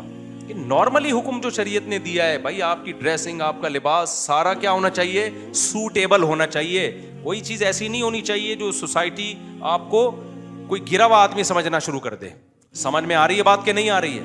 نہیں آتی، لیکن جب رشتہ لینے جاتے ہو تو پھر آتی ہے. پھر نہا دھو کے ڈیٹول سے نا 3 پیس سوٹ پہن کے جائیں گے، پھر مجال ہے کوئی پیون زدہ کپڑے پہن کے چلا جائے. تو سادگی ہے تو پھر جانا چڈی دھوتی بنیان میں جا بھائی تو وہاں پہ. کیونکہ ہر وقت نا لوگ علماء کو یہ دیکھو سادہ ہونے چاہیے، ان کی پگڑی دیکھو، ان کے کپڑے دیکھو، اور ہمارے تو کوئی ہیں بھی نہیں. تو خیر، تو وہ میں جلدی سے وہ بتا دوں نا، وہ جو شربت کا گلاس رکھا نا، تو وہ ڈاکٹر صاحب مجھے واقعہ سنا رہے تھے، آج ہی کی بات ہے، شوگر کے بڑے اسپیشلسٹ آئے ہوئے تھے، گپ شپ تھی ان کے سے. تو وہ کہنے لگے کہ اس نے کہا کہ دیکھیں جو صحابہ نے دریا میں گھوڑے دوڑائے تھے نا، پل نہیں تھا وہاں پہ. اگر پل ہوتا تو دریا میں گھوڑے نہیں دوڑا، اور اگر پل بنانے کا ٹائم ہوتا پھر بھی نہیں دوڑا. پھر یہ میں اپنی طرف سے ایک اضافہ کر رہا ہوں، پل بنانے کا ٹائم ہوتا، اسباب و وسائل ہوتے، پھر بھی نہیں جاتے. اور واپس جا کے دوبارہ آنے کا ٹائم ہوتا پھر بھی دریا میں گھوڑے نہیں ڈالتے. وہ ایک مجبوری تھی کہ اس کے علاوہ کوئی آپشن تھا نہیں. تو سلطان محمد فاتح نے بھی یہی کیا ہے. اس نے کیا کیا کہ بزرگ بھی رکھے ہوئے، اللہ سے دعائیں مانگے اور پھر اسباب اور وسائل اختیار کیے. بھائی یہاں پانی ہے تو پانی کو کراس کرنا ہمارے لیے، سوری پیچھے سمندر ہے، بیچ میں خشکی ہے، پانی نہیں تھا، خشکی سے ہٹ کے آگے پانی ہے. تو اب آگے ہم گھوڑوں پہ جائیں گے اگر، تو گھوڑا پانی میں نہیں جا سکتا. تو انہوں نے یہ نہیں کہا صحابہ کرام نے پانی میں گھوڑے دوڑا لیے تھے تو ہم بھی خشکی تک جائیں گے اور قسطنطنیہ میں بیک سائڈ سے حملہ کرنے کے لیے نا، باقی بسم اللہ ہی توکلت علی اللہ پھونکوں والی سرکار ہوتی تو مسئلہ ہی حل ہو گیا تھا. یار یہ تو پہلے ذہن میں آ جاتا نا، میرے بہت لیٹ آیا دماغ میں. ایک شف سرکار حضرت وہ سلطان محمد فاتح اپنے پاس رکھتا شف، اور پورا قسطنطنیہ ہی بڑھ جاتا پورا. ابھی جو الیکشن میں ہوا ہے نا، آپ کو پتا ہے نا، جو ووٹنگ ہو رہی تھی، فلاں جیت رہا ہے، میم بنائی پاکستانیوں نے، اوپر جا رہا ہے اوپر جا رہا ہے، شف ایک دم وہ نیچے ہوا، بڑی ٹائٹ میم بنائی ہے کہ الیکشن میں یہی ہوا ہے. بندہ کون جیت رہا ہے، ایک دم شف کر کے شف فوراً نیچے. ایسے ہی رپورٹیں چینج ہو رہی تھی نا الیکشن کی. جو لوگ ٹی وی کے آگے یا خبروں میں بیٹھے ہوئے تھے، تو پاکستان میں ایک سرکار ہے جس کو سچی مچی کی شف سرکار ہے، وہ تو عز منتشا وہ تو ذل منتشا. تو اس لیے جو سیاست دانوں میں جو سمجھدار لوگ ہیں نا، وہ اس جو پاکستان کی جو اصل شف سرکار ہے نا، اس سے بنا کے رکھتے ہیں کہ ہم بے شک ایک ووٹ بھی نہ ملا، جب انہوں نے کہا شف فوراً ہم کہاں چلے جائیں گے؟ اوپر. تو اچھا خیر، سمجھ گئے نا کون سی سرکار ہے. ایک تو یہ سرکار ہے، جو ایک اور سرکار ہے جو اصل شف سرکار ہے. بڑی پاورفل سرکار ہے وہ, اس کا شف اصل شف ہے, اس کو ہم مانتے ہیں کہ یار وہ جب شف کرے نا, وہ یہ تو ڈرامہ کر رہے ہیں نا, ڈرامہ کر رہے ہیں. تو سلطان محمد فاتح نے کیا کیا, مشورہ کیا بھائی کیا کریں. مشورہ یہی طے ہوا کہ یار کچھ نہ کچھ تو کرنا پڑے گا. تو ایک ماہر نے مشورہ دیا کہ دیکھو ہم جو ہمارے بحری جہاز ہیں, کشتیاں بہت بڑی بڑی تھیں, جہاز نمائی تھیں وہ, تو ہم ان کو جب تک خشکی پہ چلا کے آگے پانی تک نہیں پہنچائیں گے نا, تو ہم یہ قلعہ کبھی بھی فتح, مزید 600 سال لگ جائیں گے ہمیں, ناممکن ہے. ہمارے پاس اب ایک ہی آپشن ہے, جانیں ضائع ہو رہی ہیں, روز تیر اندازی ہو رہی ہے, لوگ ڈیلی بیسس پہ شہید ہو رہے ہیں, اور پہلے بھی کئی حملے ناکام ہو چکے ہیں, تو اب یہ رسک لینا پڑے گا, آر یا پار. یہ بہت مشکل کام تھا. کیوں؟ رات میں لوگ سو رہے ہیں, راتوں رات آپ نے یہ کرنا ہے. اب خشکی پہ کیسے چلائیں بھائی پانی, یعنی اس جہازوں کو؟ تو اس کا طریقہ یہ ہے کہ جتنے جانور ہیں نا, اونٹ, گائے, دمبے, سب ذبح کر دو اور سب کی چربی کو پگھلا کے زمین پہ ڈال دو. اور یہ صبح صادق سے پہلے کام کیا ہو جانا چاہیے, ختم. اور اس کے بعد یہ کشتیاں رکھ کے نا, لکڑیاں رکھ کے ان کو دھکے دیں گے, کیونکہ ورنہ کون لے جا سکتا ہے, کیونکہ اگر دھکے دے کے تو ناممکن ہے نا خشکی پہ, آپ کسی ایک چھوٹی سی لانچ کو دھکا دینے کی کوشش کرو, کوئی بھی نہیں دے سکتا. تو ہوگا یہ, اور دیں گے بھی اتنا ٹائم لگ جائے گا کہ دشمن تو دیکھ لے گا بھائی یہ لوگ تو یہاں سے آئے, تو راتوں رات یہ کام کرنا ہے. کتنا بڑا یہ گوروں نے ہسٹری میں لکھا ہے کہ ایسا کام کیا ہے جس کا تصور نہیں تھا. اتنی محنت خرچ ہوئی ہے اس کے اوپر. کیا موٹی موٹی توند اور موٹے موٹے پیٹ ہوتے اگر اس وقت مسلمانوں کے, اور صبح و شام بریانی اور قورمے کے ڈھکن کھل رہے ہوتے, اور تیجے کے نام پہ, 40ویں کے نام پہ, شب برات کے نام پہ یہ سب چیزیں کھا رہے ہوتے, تو یہ کر لیتے؟ بولتے کیوں نہیں؟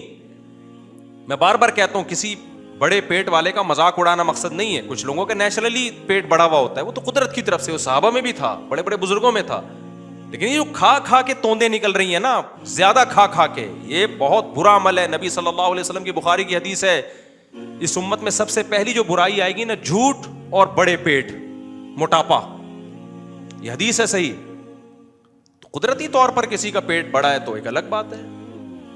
تو اب انہوں نے کیا کیا, فوراً وہ ساری جانوروں کو رات کو, بھائی اب یہ اس کے علاوہ کوئی آپشن ہمارے پاس. پھر اللہ سے دعائیں بھی مانگ رہے ہیں کہ اللہ ہمارے بس میں جو تھا ہم نے کر دیا. تو وہ پگھلا کے پورا فرش بنایا راتوں رات. جو عیسائیوں کی اسٹیٹ تھی, ان کے تصور بھی نہیں تھا کہ یار کوئی کسی کا دماغ یہاں بھی جا سکتا ہے, کسی کا دماغ یہاں بھی جا. کتنی محنت کی ہوگی انہوں نے اس وقت. کاش ویڈیو کیمرے ہوتے نا, وہ فلما لیتے یہ ساری چیزیں.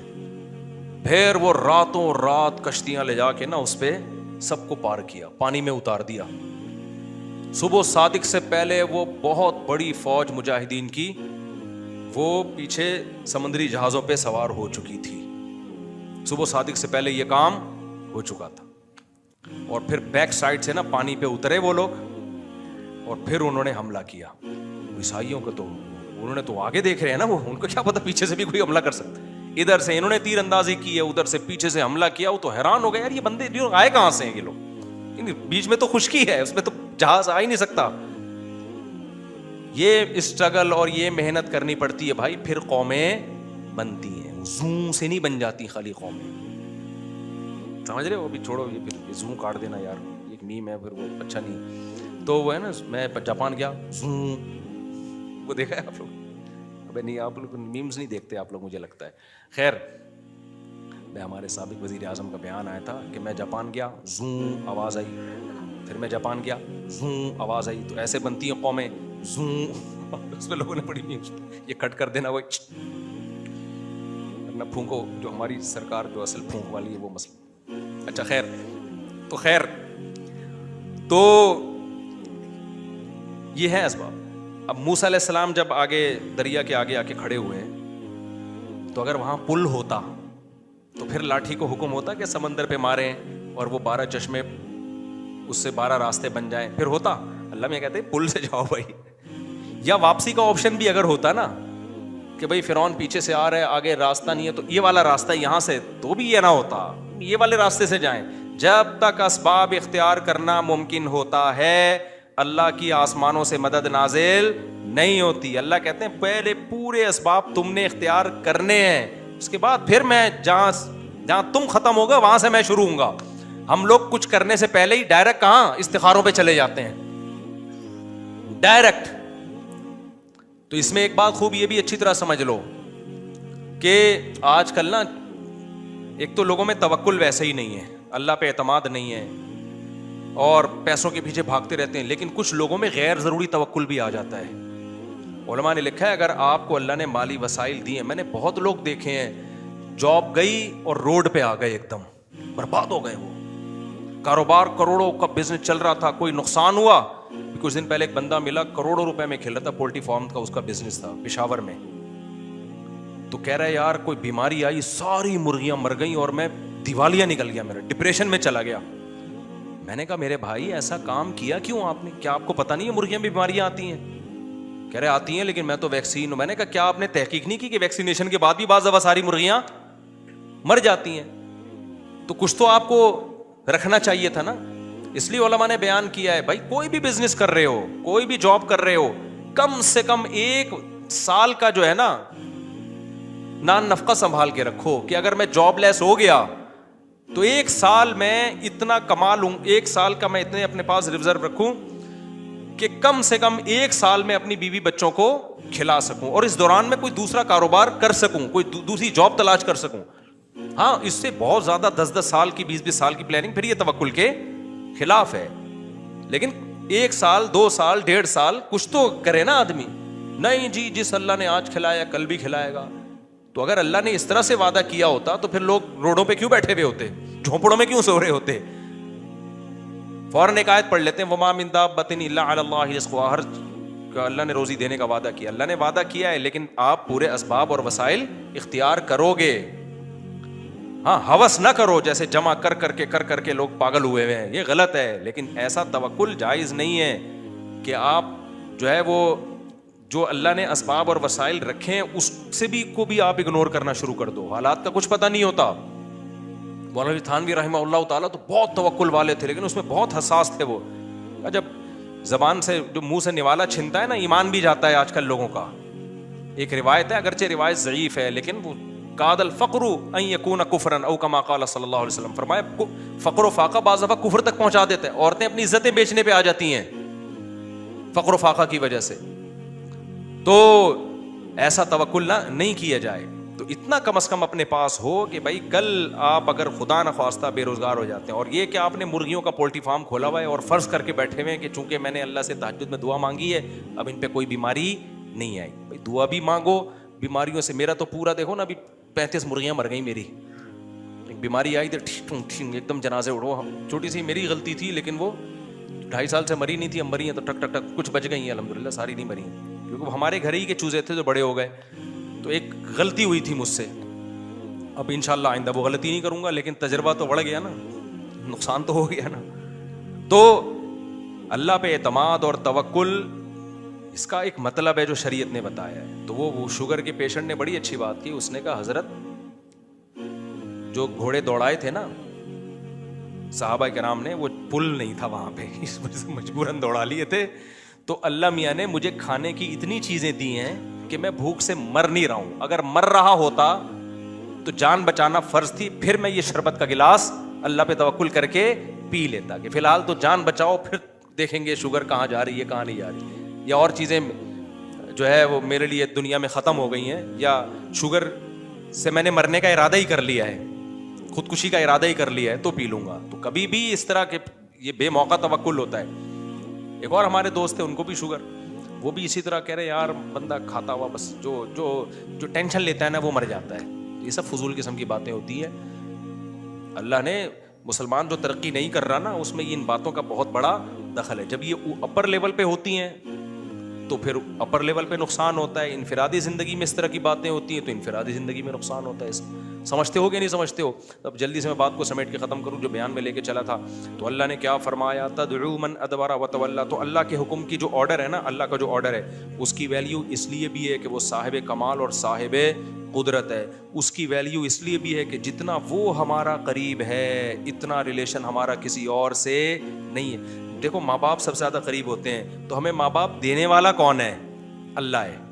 اللہ کہتے ہیں هو اعلم بكم اذ انتم اجنۃ فی بطون امہاتکم، تم جب اپنی ماں کی پیٹ میں جنین تھے، جنین کہتے ہیں چھپے ہوئے، جب تمہارے ماں باپ بھی تم کو نہیں جانتے تھے، وہ اس وقت سے تمہیں جانتا ہے، اس وقت سے تمہیں جانتا ہے. تو اللہ سے زیادہ انسان کا ریلیشن کسی کے ساتھ نہیں ہے.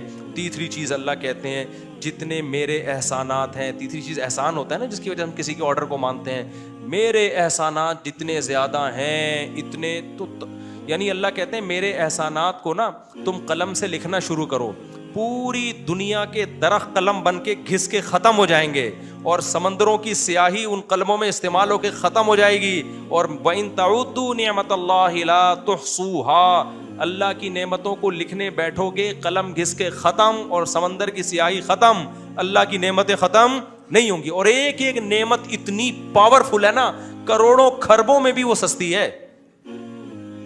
ایک آنکھ کی نعمت دیکھ لو، آپ کے پاس 1 کروڑ روپے ہو، خون پسینے کی کمائی ہو، ایک بندہ کہ کروڑ دے یا آنکھیں دے، کیا دو گے آپ؟ کروڑ روپے ڈاکوؤں کو دے رہے ہوتے ہیں نا جان بچانے کے لیے، ڈاکوؤں کو دے نہیں رہے ہوتے صبح شام کے جان بچے یار. آنکھوں کی نعمت ہے، سننے کی نعمت ہے، چکھنے کی نعمت ہے، ہر نعمت، اتنی قیمتی نعمتیں، ایک ایک نعمت جو اللہ نے انسان کو اس کی باڈی میں جو نعمتیں لگا دی ہیں، اتنی قیمتی نعمتیں ہیں. تو یہ اللہ کے احسانات ہیں.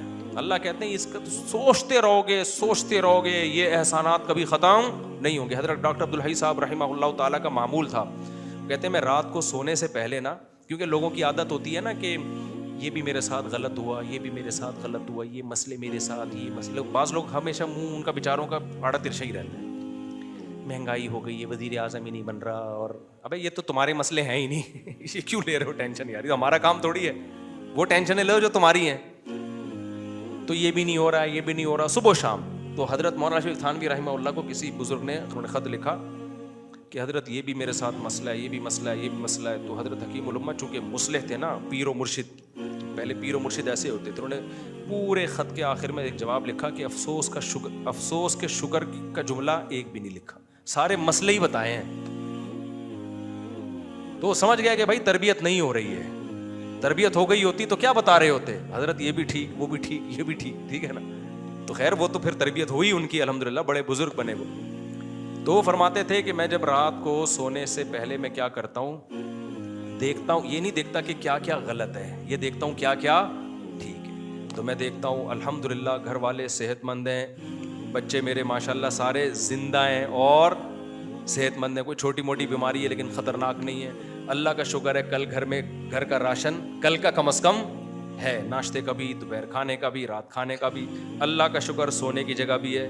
بہت سے لوگوں کے پاس رات کو سر چھپانے کی جگہ نہیں ہے، بہت سے لوگوں کو ایسی خطرناک بیماریاں لگی ہوئی ہیں، بڑے بڑے 1000 گز کے بنگلوں میں ایئر کنڈیشن روم میں سو رہے ہیں، کینسر ہے خطرناک، کوئی ٹی بی ہوئی ہوئی ہے، کوئی ایسی ڈینجرس بیماری ہوئی ہوئی ہے، ہم ان سے کروڑا گنا اچھے ہیں. تو ہر چیز میں نا اللہ کا شکر، اللہ کا شکر، یہ نعمت، یہ نعمت، یہ نعمت. اس سے کیا ہوتا ہے، دل میں اللہ کی محبت پیدا ہوتی ہے. پانی مل رہا ہے، کھانا مل رہا ہے، کتنی نعمتیں. اور سب سے بڑی نعمت ایمان، ہم اس اللہ کو پہچانتے بھی ہیں جس نے ہمیں پیدا کیا. تو اس طرح سے نا سوچنا چاہیے ہمیں بھی. جب پانی بھی پیو نا، حدیث میں آتا ہے اللہ بندے سے خوش ہو جاتا ہے جب وہ الحمدللہ کہتا ہے. آخر کافر نہیں کہتا. آپ کسی سیکولر، آج کو مسلمانوں میں بھی کافروں جیسے بہت ہو گئے ہیں، آپ بولو نا الحمدللہ بولو تو غصہ کرے گا آپ کے اوپر. کسی مولویوں کے پاس سے لگ رہا ہے بیٹھ کے آ رہا ہے، مولویوں کے پاس سے بیٹھ کے آ رہا ہے. بھائی سبحان اللہ الحمدللہ مولویوں کی بات ہے، یہ مولویوں کی تھوڑی ہے یار، یہ جس نے تمہیں دیا ہے آسمان سے برساتا ہے تمہارے لیے. پھر کہتا ہے اللہ کہتے ہیں کہ فَسَلَكَهُ يَنَابِيعَ فِي الْأَرْضِ، زمین کے سوتوں میں داخل کرتا ہوں. أَرَأَيْتُمْ إِنْ أَصْبَحَ مَاؤُكُمْ غَوْرًا، بتاؤ یہ پانی اور نیچے چلا جائے تو کون ہے جو نکال کے لائے گا. پانی ایک سطح تک نیچے جاتا ہے، پیٹرول والی سطح پہ نہیں پہنچتا پانی. اللہ نے ایک نظام بنایا ہوا ہے بھائی یہاں تک جائے گا، اس سے زیادہ نیچے، ورنہ کون سی چیز ہے جس کو نیچے جانے سے روک رہی ہے، اور نیچے چلا جاتا. پھر پیٹرول والی کمپنیوں کو آرڈر دیتے کہ نکالے پانی. ایک ایک نعمت، یہ پانی پیا کرو، سوچا کرو بھائی یہ کہاں سے آ رہا ہے. فلٹر کا پانی بھی تو کہیں نہ کہیں سے آ رہا ہوتا ہے نا جو ہم پی رہے ہوتے ہیں. تو ایک ایک نعمت، تو ہر نعمت پہ انسان کو سوچنا چاہیے. پھر فوراً دل سے آواز نکلنی چاہیے, اللہ تو نے اتنے احسانات کیے تو اے اللہ اب میں تیری نافرمانی نہیں کر سکتا. ایک احسان یہ کر لے کہ اپنی نافرمانی سے بچا لے, کیونکہ اب اللہ کے حکم کو توڑنا چھوٹا جرم نہیں ہے. اسی کو یہ جو میں نے آیت پڑھی ہے, تدعو من ادبر وتولی, جو ایسا رب, میں نے بتایا تھا نا ریلیشن محبت اور قوت, بعض دفعہ ریلیشن نہیں ہوتا صرف محبت ہوتی ہے, بعض دفعہ صرف قوت ہوتی ہے. اللہ میں تینوں چیزیں جمع ہیں اور علی وجہ الکمال جمع ہیں تینوں چیزیں, محبت بھی ہے, ریلیشن بھی اور طاقت بھی, ایک ہی ذات میں. اور ایسی طاقت جو کسی میں نہیں, ایسا ریلیشن جو کسی میں نہیں, ایسے احسانات جو کسی میں نہیں.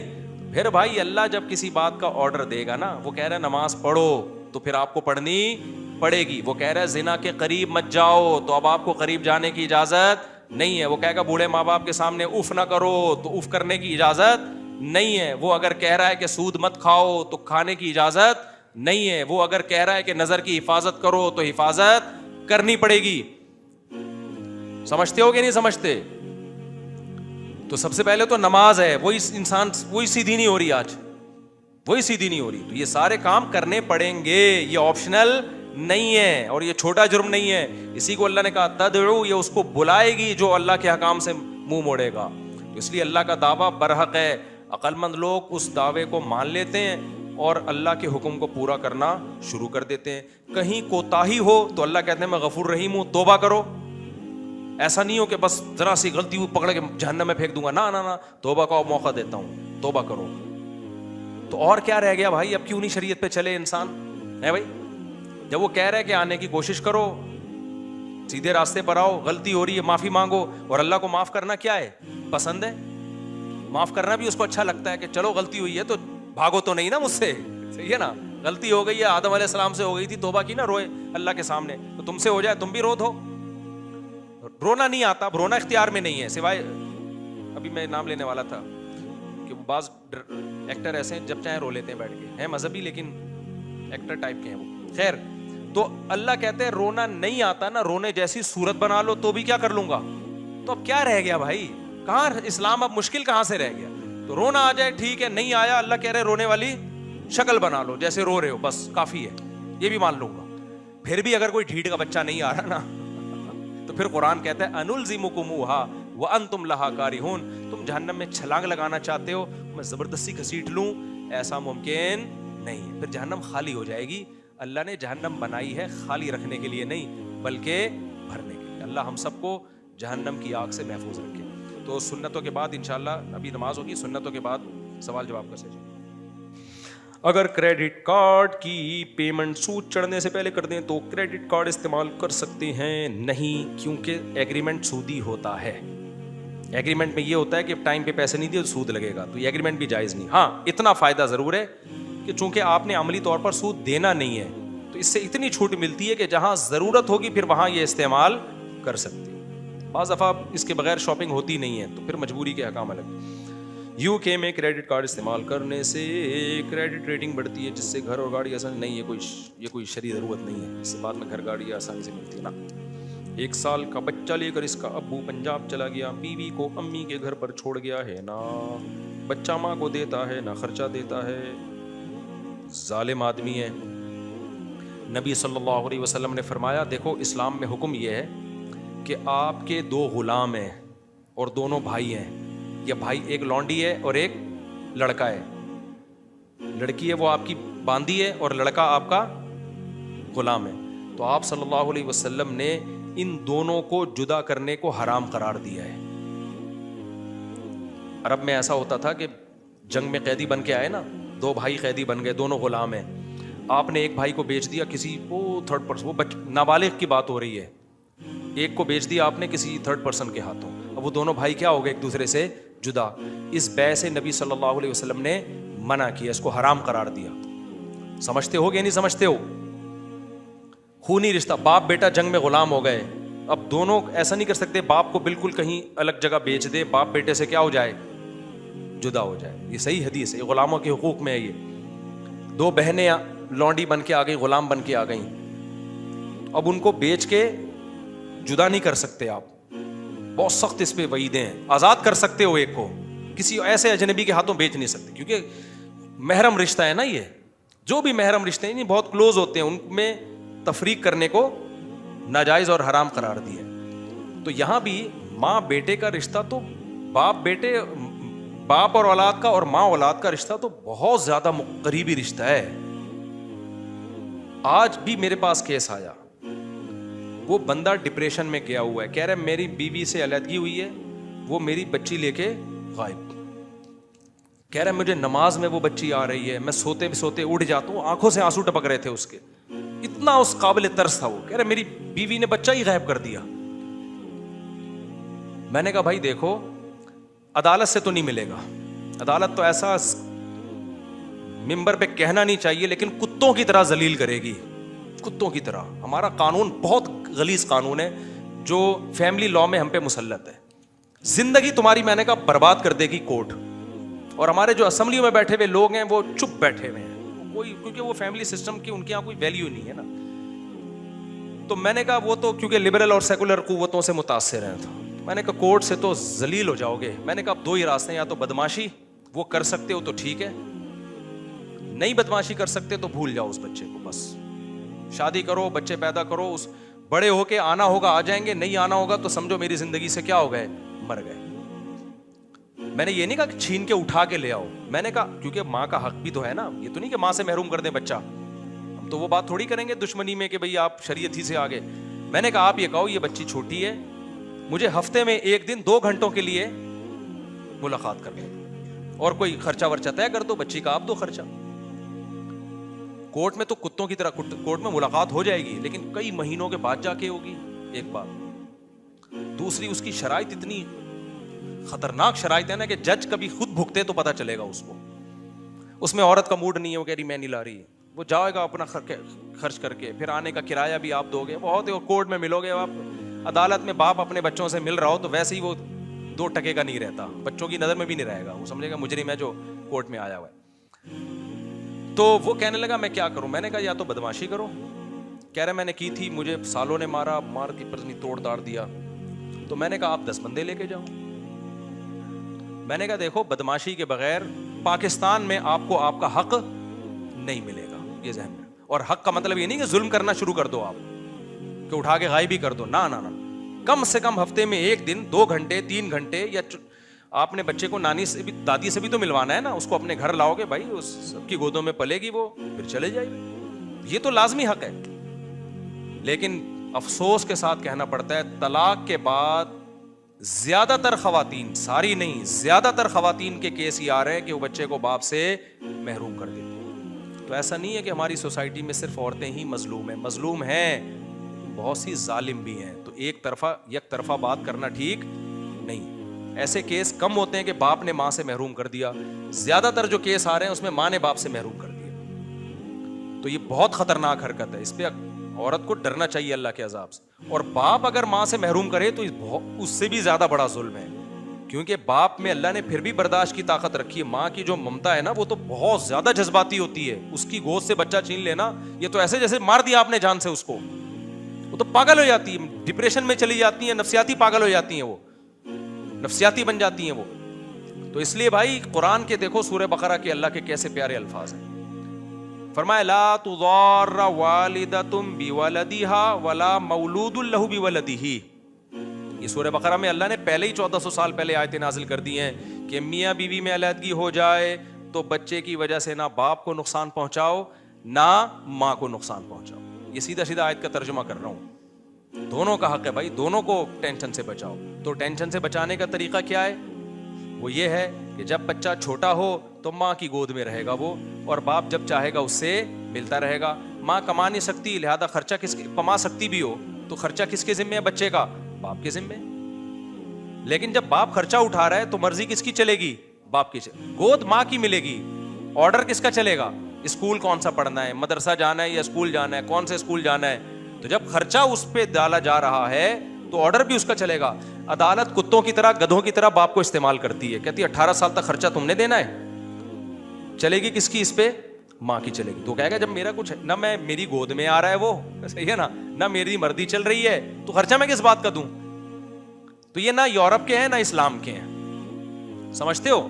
गोरों में फिर भी सारा खर्चा बाप पे नहीं डालते हैं, वो माँ पे भी डालते हैं, बाप पे भी डालते हैं। हमारी अदालतें अंग्रेजों से आगे निकल गई हैं, और गोरों में बच्चा भी बाप से मिलता है, माँ भी मिलती है। हमारे यहाँ तो ये जो है ना, वो उनसे भी आगे निकल गए। ये उनके यहाँ इतनी हक तलफी नहीं होती बाप की जितनी हमारे यहाँ हो रही है। समझते हो कि नहीं समझते हो?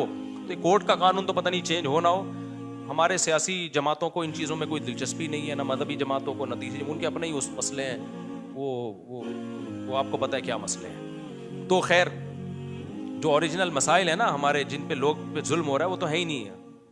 तो वो तो जो जिस पे गुजरती है फिर वो भुगत रहा होता है। तो अब क्या मसला है कि अदालत से सारा खर्चा बाप पे डाल रही है, बाप की चलती नहीं है। तो अल्लाह मियाँ ने एक उसूल बयान कर दिया, भाई बच्चे की माँ की गोद से आप छीन नहीं सकते। माँ तो मर जाएगी बेचारी, बाप उससे हमेशा क्या करेगा, मिलता रहेगा। जब चाहेगा मिलेगा उससे, कभी कभार रात गुजारने के लिए भी अपने घर ले जाएगा उसको, ताकि बच्चे उसके खानदान से मानूस रहें। क्योंकि सिर्फ बाप थोड़ी, आगे दादी भी तो है ना, फूफियाँ भी तो हैं, सब लोग हैं।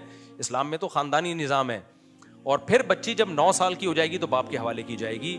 वजह उसकी है कि अब उसको हिफाजत की ज़रूरत ज़्यादा है। फ़ुक़हा बयान करते हैं लिअन्न बिर्रिजालि मिनल ग़ीरति मा लैसा बिन्निसा। अब वो जवानी के करीब पहुँच रही है, अब उसको मर्दों की हवस से बचाना, बॉयफ्रेंड से बचाना, और ये सारी, इसमें बाप ज़्यादा अच्छा किरदार अदा कर सकता है।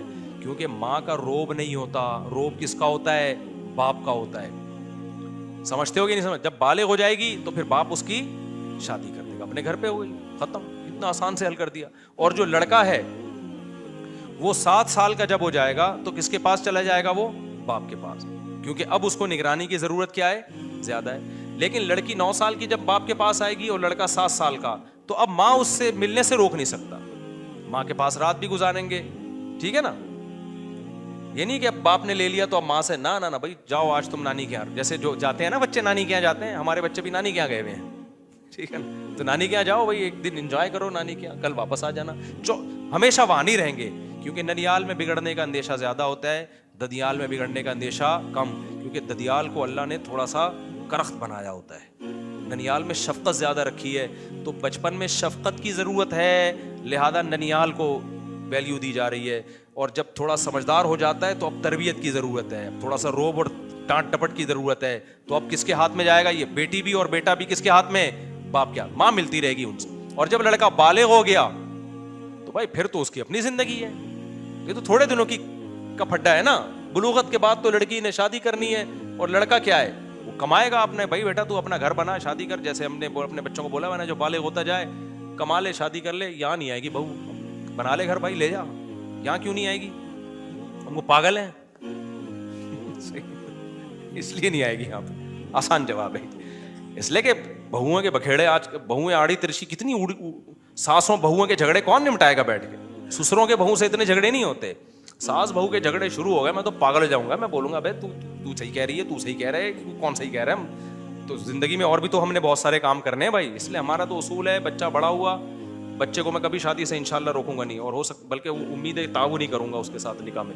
बोलूंगा बेटा खर्चा भी तेरा होगा, क्योंकि अगर बाप के खर्चे पे सारा काम हो जाए ना तो बच्चा ऐसे सुस्त बनता है ना, वो फिर कुछ करने के काबिल रहते हैं। मैं उसको बोलूंगा हाँ मैंने देखा अपनी जिम्मेदारियां पूरी कर रहा है, फिर हो सकता है अपने खर्चे पे कर दूं, लेकिन भाई बहू इस घर में नहीं आएगी। मेरा उसूल है, कोई शरीयत का नहीं है, लेकिन तजर्बों से हमने सीखा है ये कि भाई अपना अख्पल तरीके से हम आ जाएंगे। हमारी बहू ने खिदमत कर दी, ठीक है, नहीं की तो कम से कम घर में फड्डे तो नहीं होंगे ना।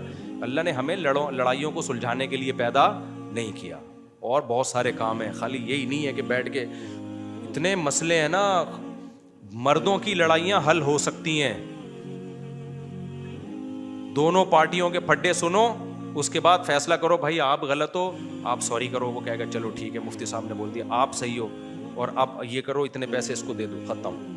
तो आदमी पागल हो जाता है भाई, समझ में ही नहीं आता कि कौन सही है कौन गलत है। तो अल्लाह मियाँ ने जो है ना, वो देखो कबूतर के बच्चे जब बड़े होते हैं घोंसले से निकालो उनको।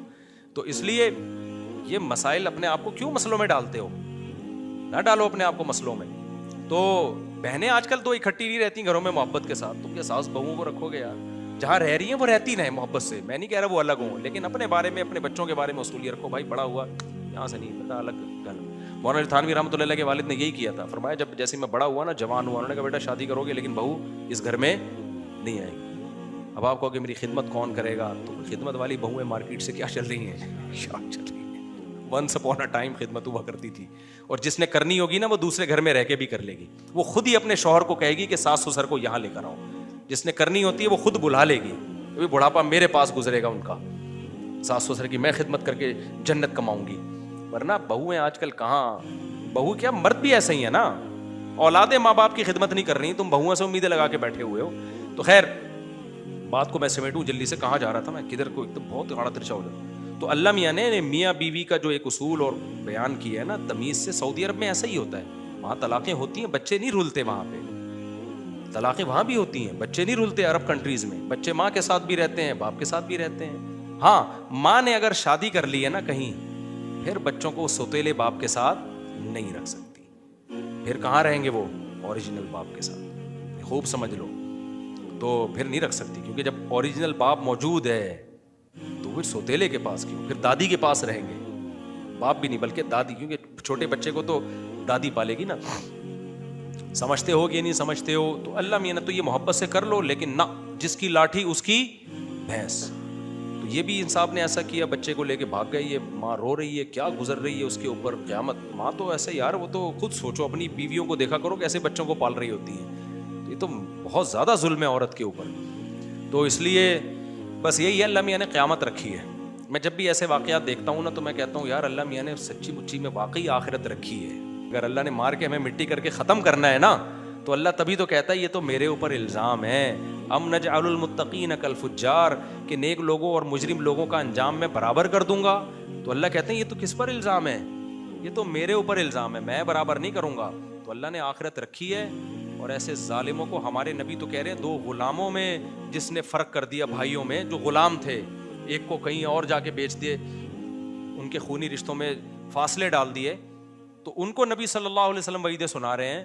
اور آپ ماں کو بیٹے سے جدا کرو, یا بیٹی سے جدا کرو, یا باپ کو بیٹی سے جدا کرو طلاق کے بعد, یہ کیسے چھوڑے گا اللہ تعالیٰ. تو میں نے اس بندے کو بس یہی بات کہی, میں نے کہا بھائی جان بدماشی کر سکتے ہو تو کرو, ورنہ مٹی ڈالو اور بھول جاؤ. یہ بچی بڑی ہوگی نا, خود اس میں غیرت ہوگی. ہاں بچے کیا ہوتے ہیں, ماں سے نا باپ کے خلاف سن سن کے اتنا پک چکے ہوتے ہیں, آتے نہیں ہیں. ایسے بھی کیسز آئے ہیں ہمارے پاس, ہر طرح کے کیسز آتے ہیں. میں کو پھینک نہیں رہا ہوتا, اتنے میری ٹریولنگ ہے, اتنے لوگوں سے ملاقاتیں ہوتی ہیں. ایک مجھے بتایا ایک فیملی نے کہ ہمارے ابا نے نا ہماری ماں پہ بڑا ظلم کیا تھا. بچپن ہم چھوٹے تھے تو ہمارے ابا نے ہماری اماں کو طلاقیں دے کے چھوڑ دیا. اب 20-30 سال ہو گئے ہم اماں کے ساتھ ہی ہیں, ابا کو ہم نے بہت ظلم. میں نے ان سے کہا, میں نے کہا آپ نے اپنی اماں سے سنا ہے نا, ابا سے ملے آپ؟ کہ ہم تو 30 سال سے ملے ہی نہیں.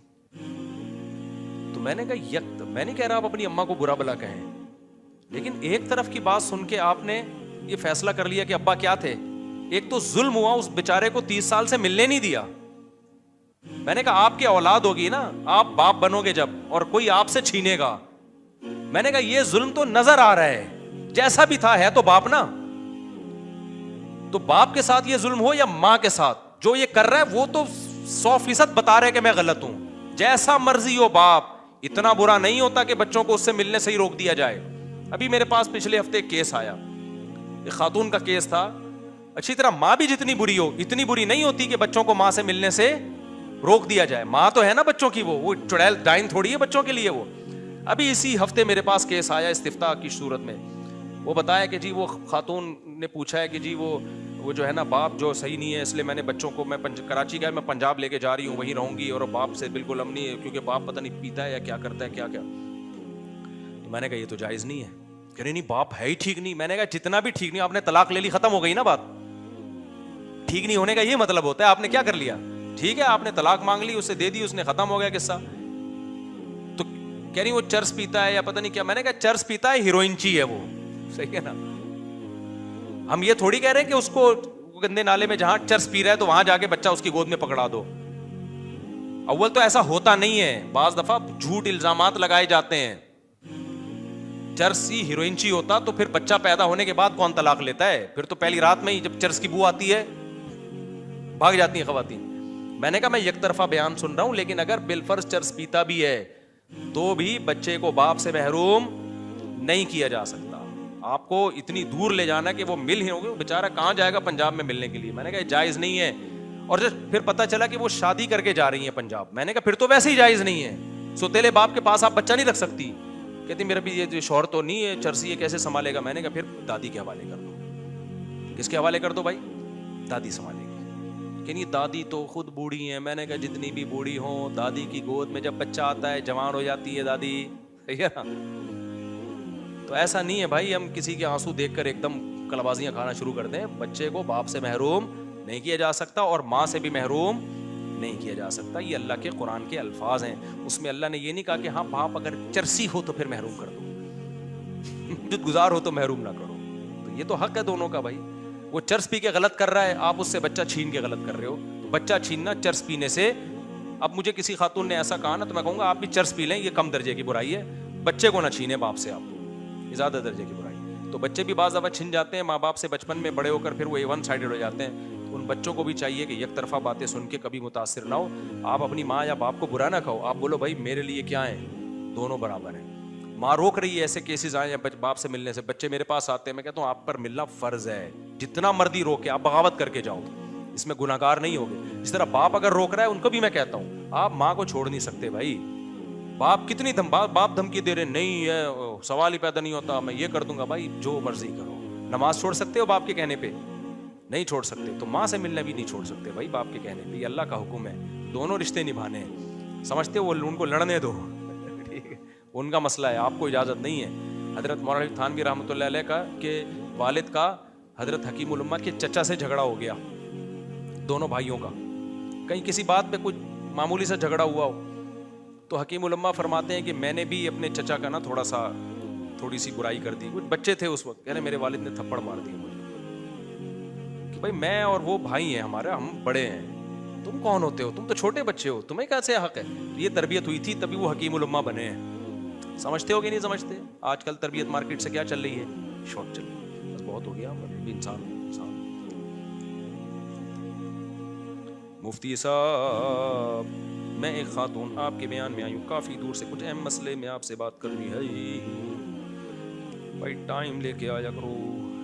کہاں ہے یہ بیان سننے آئی ہوئی خاتون؟ ٹھیک ہے وہ دفتر میں بیٹھ جائیں، اور کسی نے کوئی بات پوچھنی ہو تو پوچھ سکتے ہیں یہاں میں سے۔ جی طلاق نہیں ہوئی ہے، پھر بچہ لے کے مارکیٹ سے شارٹ،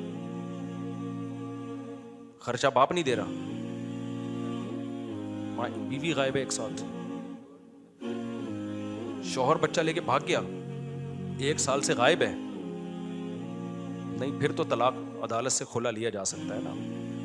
دیکھو ہم کورٹ کے خلا کے، یک طرفہ خلا کے قائل ہیں، لیکن بعض ظلم ایسے ہیں اس میں جائز ہے، وہ فسخ نکاح ہوتا ہے یک طرفہ، اس میں جج کو وہ یہ ہے کہ شوہر غائب ہو گیا، جان بوجھ کر آ ہی نہیں رہا، تو عورت کہتی ہے بھائی مجھے اپنے ساتھ رکھو یا میرے ساتھ آ کے رہو، کوئی رسپانس ہی نہیں دے رہا ہوتا وہ، پھر عورت کو چاہیے کہ وہ طلاق مانگے، بھائی رہو یا مجھے چھوڑ دو، چھوڑ بھی نہیں رہا، تو پھر ایسی صورت میں کورٹ سے ڈیورس لی جا سکتی ہے۔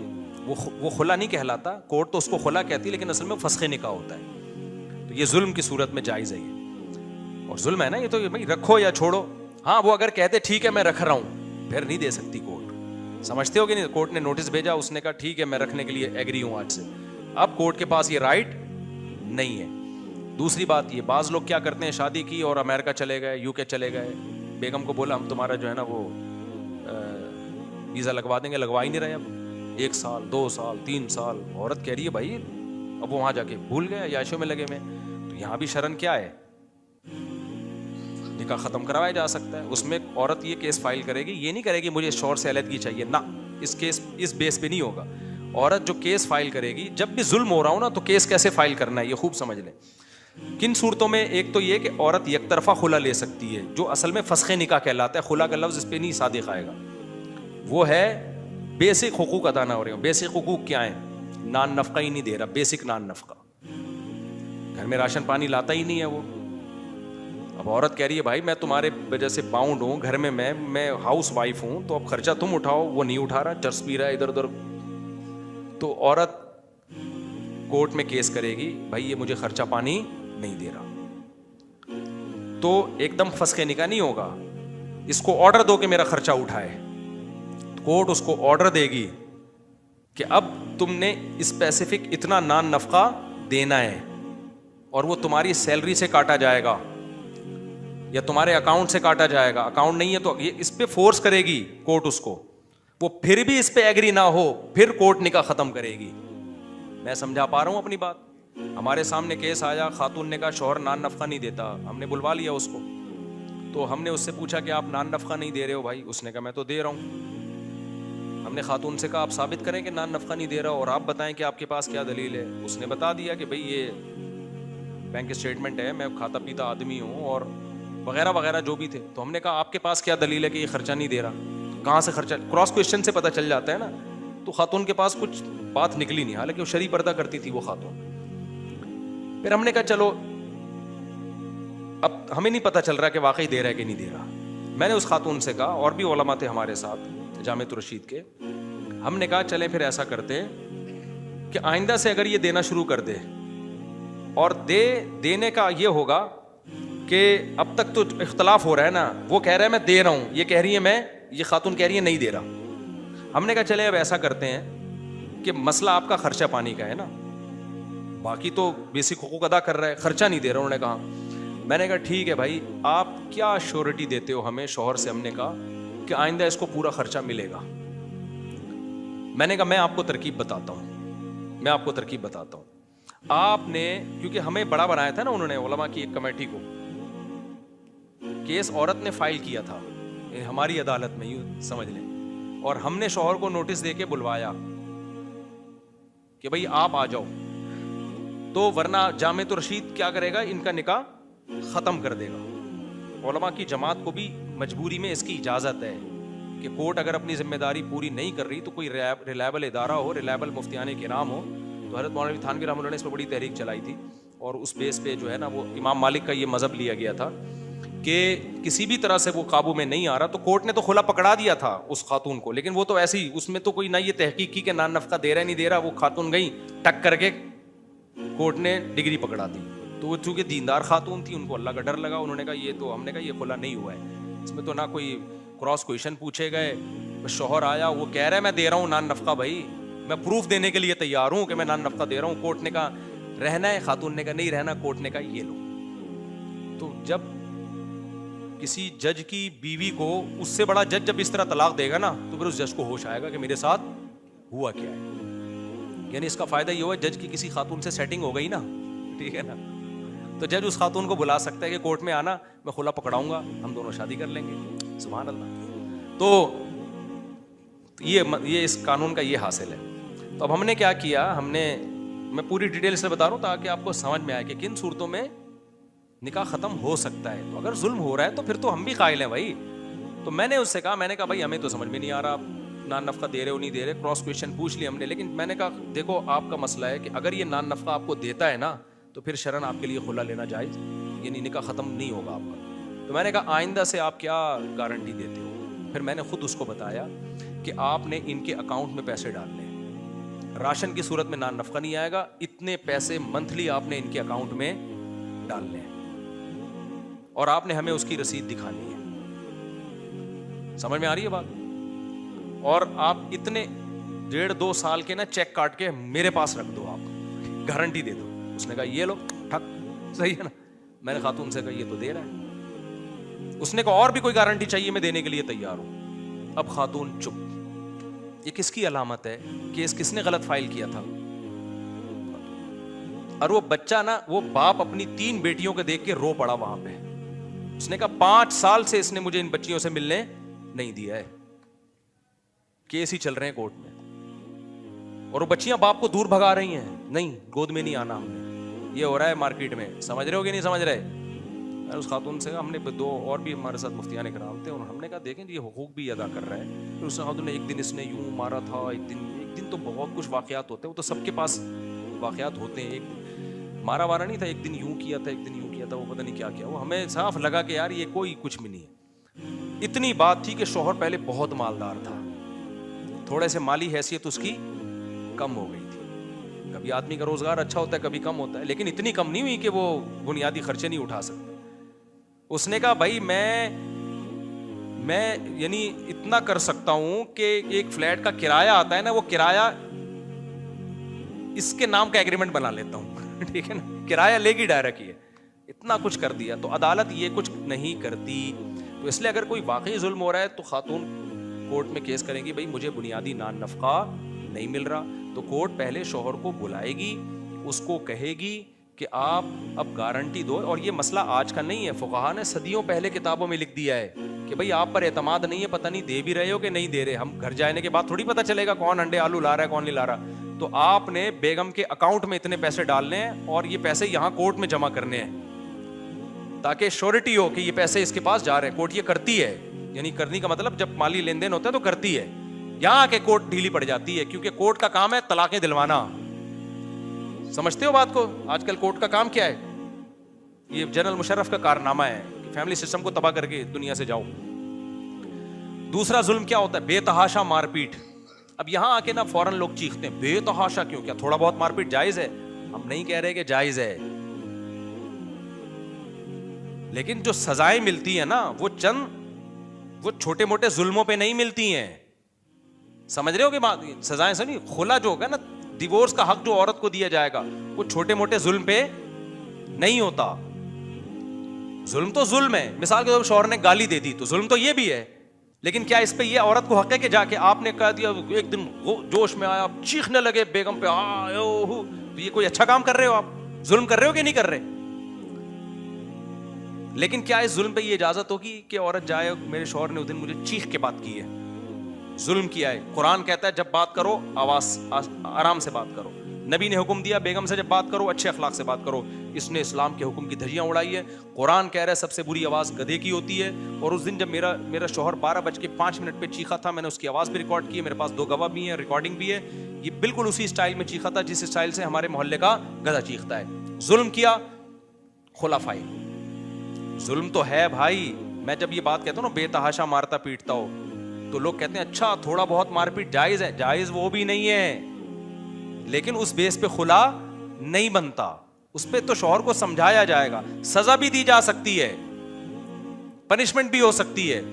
تو کیوں اس کو بلا وجہ تو نے مارا ہے, سزا بھی ہو سکتی ہے. کیونکہ ایسی چیز پہ اسلام نکاح نہیں توڑتا جس کا امکان ہوتا ہے. اور قرآن نے تو ویسے بھی وَضْرِبُوهُنَّ, جو عورت بہت زیادہ شرارت تک پہنچی ہوئی ہو اس پہ ہاتھ اٹھانے کی بھی اللہ نے اجازت دی ہے. تو مرد اگر یہ ثابت کر دیتا ہے کہ میں نے اس کو تھپڑ مارا ہے لیکن اس نے میری اماں کو گالی دی ہے, تو کورٹ تو پھر بھی اس کو خلا کا حق دیتی ہے. صحیح ہے نا؟ تو مارنا بیوی کو جائز نہیں ہے, برا عمل ہے. لیکن کس مار پہ, کوئی اس کی ریزن بتائے عورت کہ بلا وجہ مارا ہے یا بے تحاشا مارا ہے, اور مجھے دوبارہ خطرہ ہے اس آدمی سے کہ یہ پاگل ہے مارتا رہتا ہے, یہ اس طرح سے کوئی بھروسہ نہیں ہے کہ ہاتھ پاؤں نہ توڑ دے میرے. تو اگر ضرب شدید ہے اس نوعیت کی اور عدالت عورت کورٹ میں ثابت بھی کرے. اب خواتین کہتی ہیں ہم کیا ثابت کہاں سے کریں؟ تو بھائی دنیا میں کوئی جرم بھی دلیل کے بغیر ثابت نہیں ہوتا. ایسے تو میں بولوں اس نے 1 کروڑ روپے کھائے میرے, اب جج مجھ سے کہ ثابت کرو کھائے ہیں, میں کہوں میں کون سے ثابت کروں؟ تو کیا مطلب پھر جو مرضی الزام جس پہ لا کے ڈال دو. اصل تو فیصلہ آخرت میں ہوگا نا. تبھی کتنے لوگوں نے کتنوں کے پیسے کھائے ہوئے ہیں, لیکن چونکہ ان کے پاس کوئی دلیل نہیں ہے تو صبر کر کے بیٹھے ہوئے, کورٹ ان کے حق میں فیصلہ نہیں دیتی. تو یہاں بھی پھر صبر ہی ہے اور کچھ نہیں ہے. تو اب یہاں پر اس طرح کی مار پیٹ ہو. تیسری چیز کیا ہے؟ پاگل ہو گیا, دیوانہ ہو گیا, دماغی توازن اتنا خراب ہو گیا. بعض لوگ ایسے دماغی توازن خراب ہوتا ہے کہ بیوی کو ڈر ہوتا ہے جان سے نہ مار دیں, یہ ہوتا ہے. تو ایسا خطرہ ہو گیا, مجنون ہو گیا, دماغ کی کھوپڑی آؤٹ ہو گئی ہے, وہ پاگل خانے میں داخل کرنے کی چیز ہے, وہ مار رہا ہے پیٹ رہا ہے. بعض لوگ ہوتے ہیں ایسے. تو ایسی صورت میں بھی عورت کیا کیس فائل کر سکتی ہے؟ بھائی ڈاکٹر صاحب یہ اس کی آپ خود ہی جج صاحب اس کی سیٹنگ آپ خود ہی چیک کر لیں, اس قابل نہیں ہے کہ اس کے ساتھ رہے. ایسی صورت میں بھی عورت لے سکتی ہے.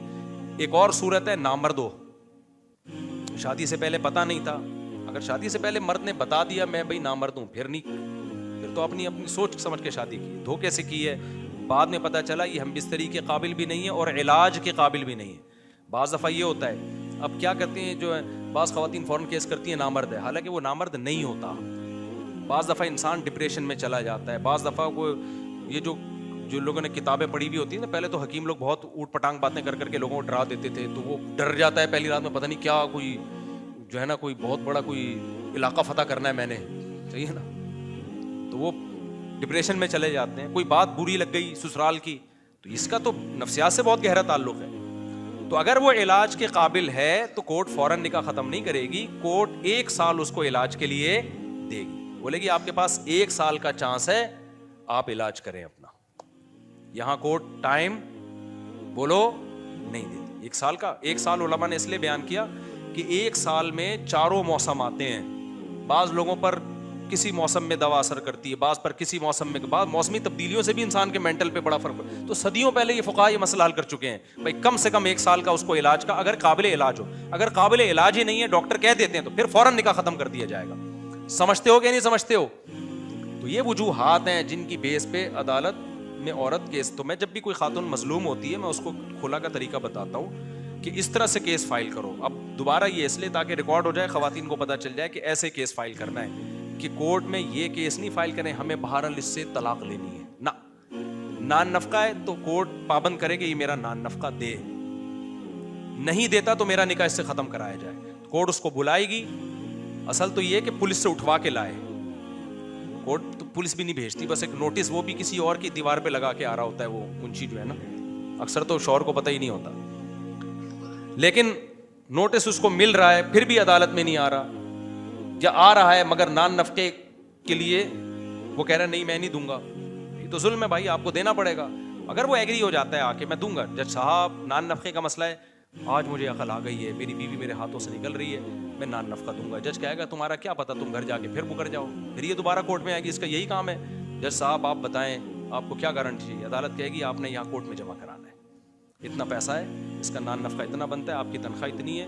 اور اس میں بھی اللہ نے فرمایا کہ نہ مرد پہ اس کی آمدن سے زیادہ بوجھ ڈالا جائے اور نہ عورت کو اس کی ویلیو سے کم دی جائے, دونوں کو بیلنس رکھا جائے گا. اللہ نے یعنی سارے مسئلے پہلے حل کر دیے ہیں, ٹھیک ہے نا, قرآن میں. تو اب کیا ہوگا کہ بھائی ٹھیک ہے جج صاحب میں اس کے لیے تیار ہوں. جج کہے کہ چلے بھائی ماشاء اللہ آپ گھر جائیں, آپ خوشی خوشی گھر جائیں. نان نفقے کا مسئلہ تھا, کیا ہو گیا, حل ہو گیا. اسی طرح مار پیٹ ہو رہی ہے بے تحاشا, عدالت کیس فائل کرے گی, بھائی بلا وجہ بات پہ مجھے مارتا ہے اور جو ہے میں مر جاؤں گی کسی دن, تو عدالت اس کو بلائے گی, بولے گی انسان کا بچہ بن جا, معاہدہ کر کے آج کے بعد نہیں مارے گا, یہ تیری بیوی ہے. کورٹ کو شریعت اس لیے انوالو کرتی ہے کہ کورٹ کی بات کو انسان ویلیو دیتا ہے, اس کے علاوہ کورٹ کا میاں بیوی کے رشتوں میں کوئی کردار نہیں ہے.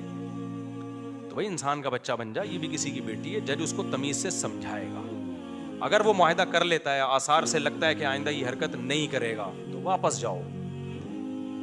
پھر اگر کمپلین آ رہی ہے اور ثابت کر دیتی ہے, اب خواتین کہاں سے ثابت کریں گے, بہت طریقے ہیں بھائی ثابت کرنے کے. محلے والوں کو چیخنے کی آوازیں نہیں آئیں گی کیا, نشانات نہیں پڑتے کیا. اچھا آج کل وکیل نشان ڈال دیتے ہیں یوں یوں. ہمارے پاس ایک کیس آیا, اس میں وکیل نے نا عورت کو کہا بلیڈ سے کاٹو اپنے آپ کو, بلیڈ سے کاٹ کے گئی ہے, خون نکل رہا ہے. اس نے کہا بے تحاشا مارتا ہے. ہم نے کہا یار اتنا تو کوئی بھی نہیں مارتا بھائی, بلیڈ سے کون کاٹے گا یار, بیٹھ عقل کی بات. پھر بعد میں پتا چلا کہ یہ واقعی فیک ہے سارا. تو عجیب یہ وکیل جو کہا تھا نا پیدا ہوا وکیل تو شیطان نے کہا لو آج میں بھی صاحب اولاد بن گیا. تو یہ جو وکیل میرا بیان سن رہے ہیں ان کے علاوہ کی بات ہو رہی ہے. تو وہ تو الٹی پٹیاں, لیکن یہ پرانی بات ہے. جب جنرل مشرف نے آ کے کہا کہ اب تو کوئی ضرورت, یہ بلیڈ سے کاٹنے کی بھی ضرورت نہیں ہے, عدالت میں جاؤ ٹھک کر کے خلا کی ڈگری عدالت پکڑا دے گی. تو یہ کل عدم خلا ہے, اس کی کوئی شرعی حیثیت نہیں ہے. میں نے کلپ ریکارڈ کروا دی ہے عدالتی خلا پر.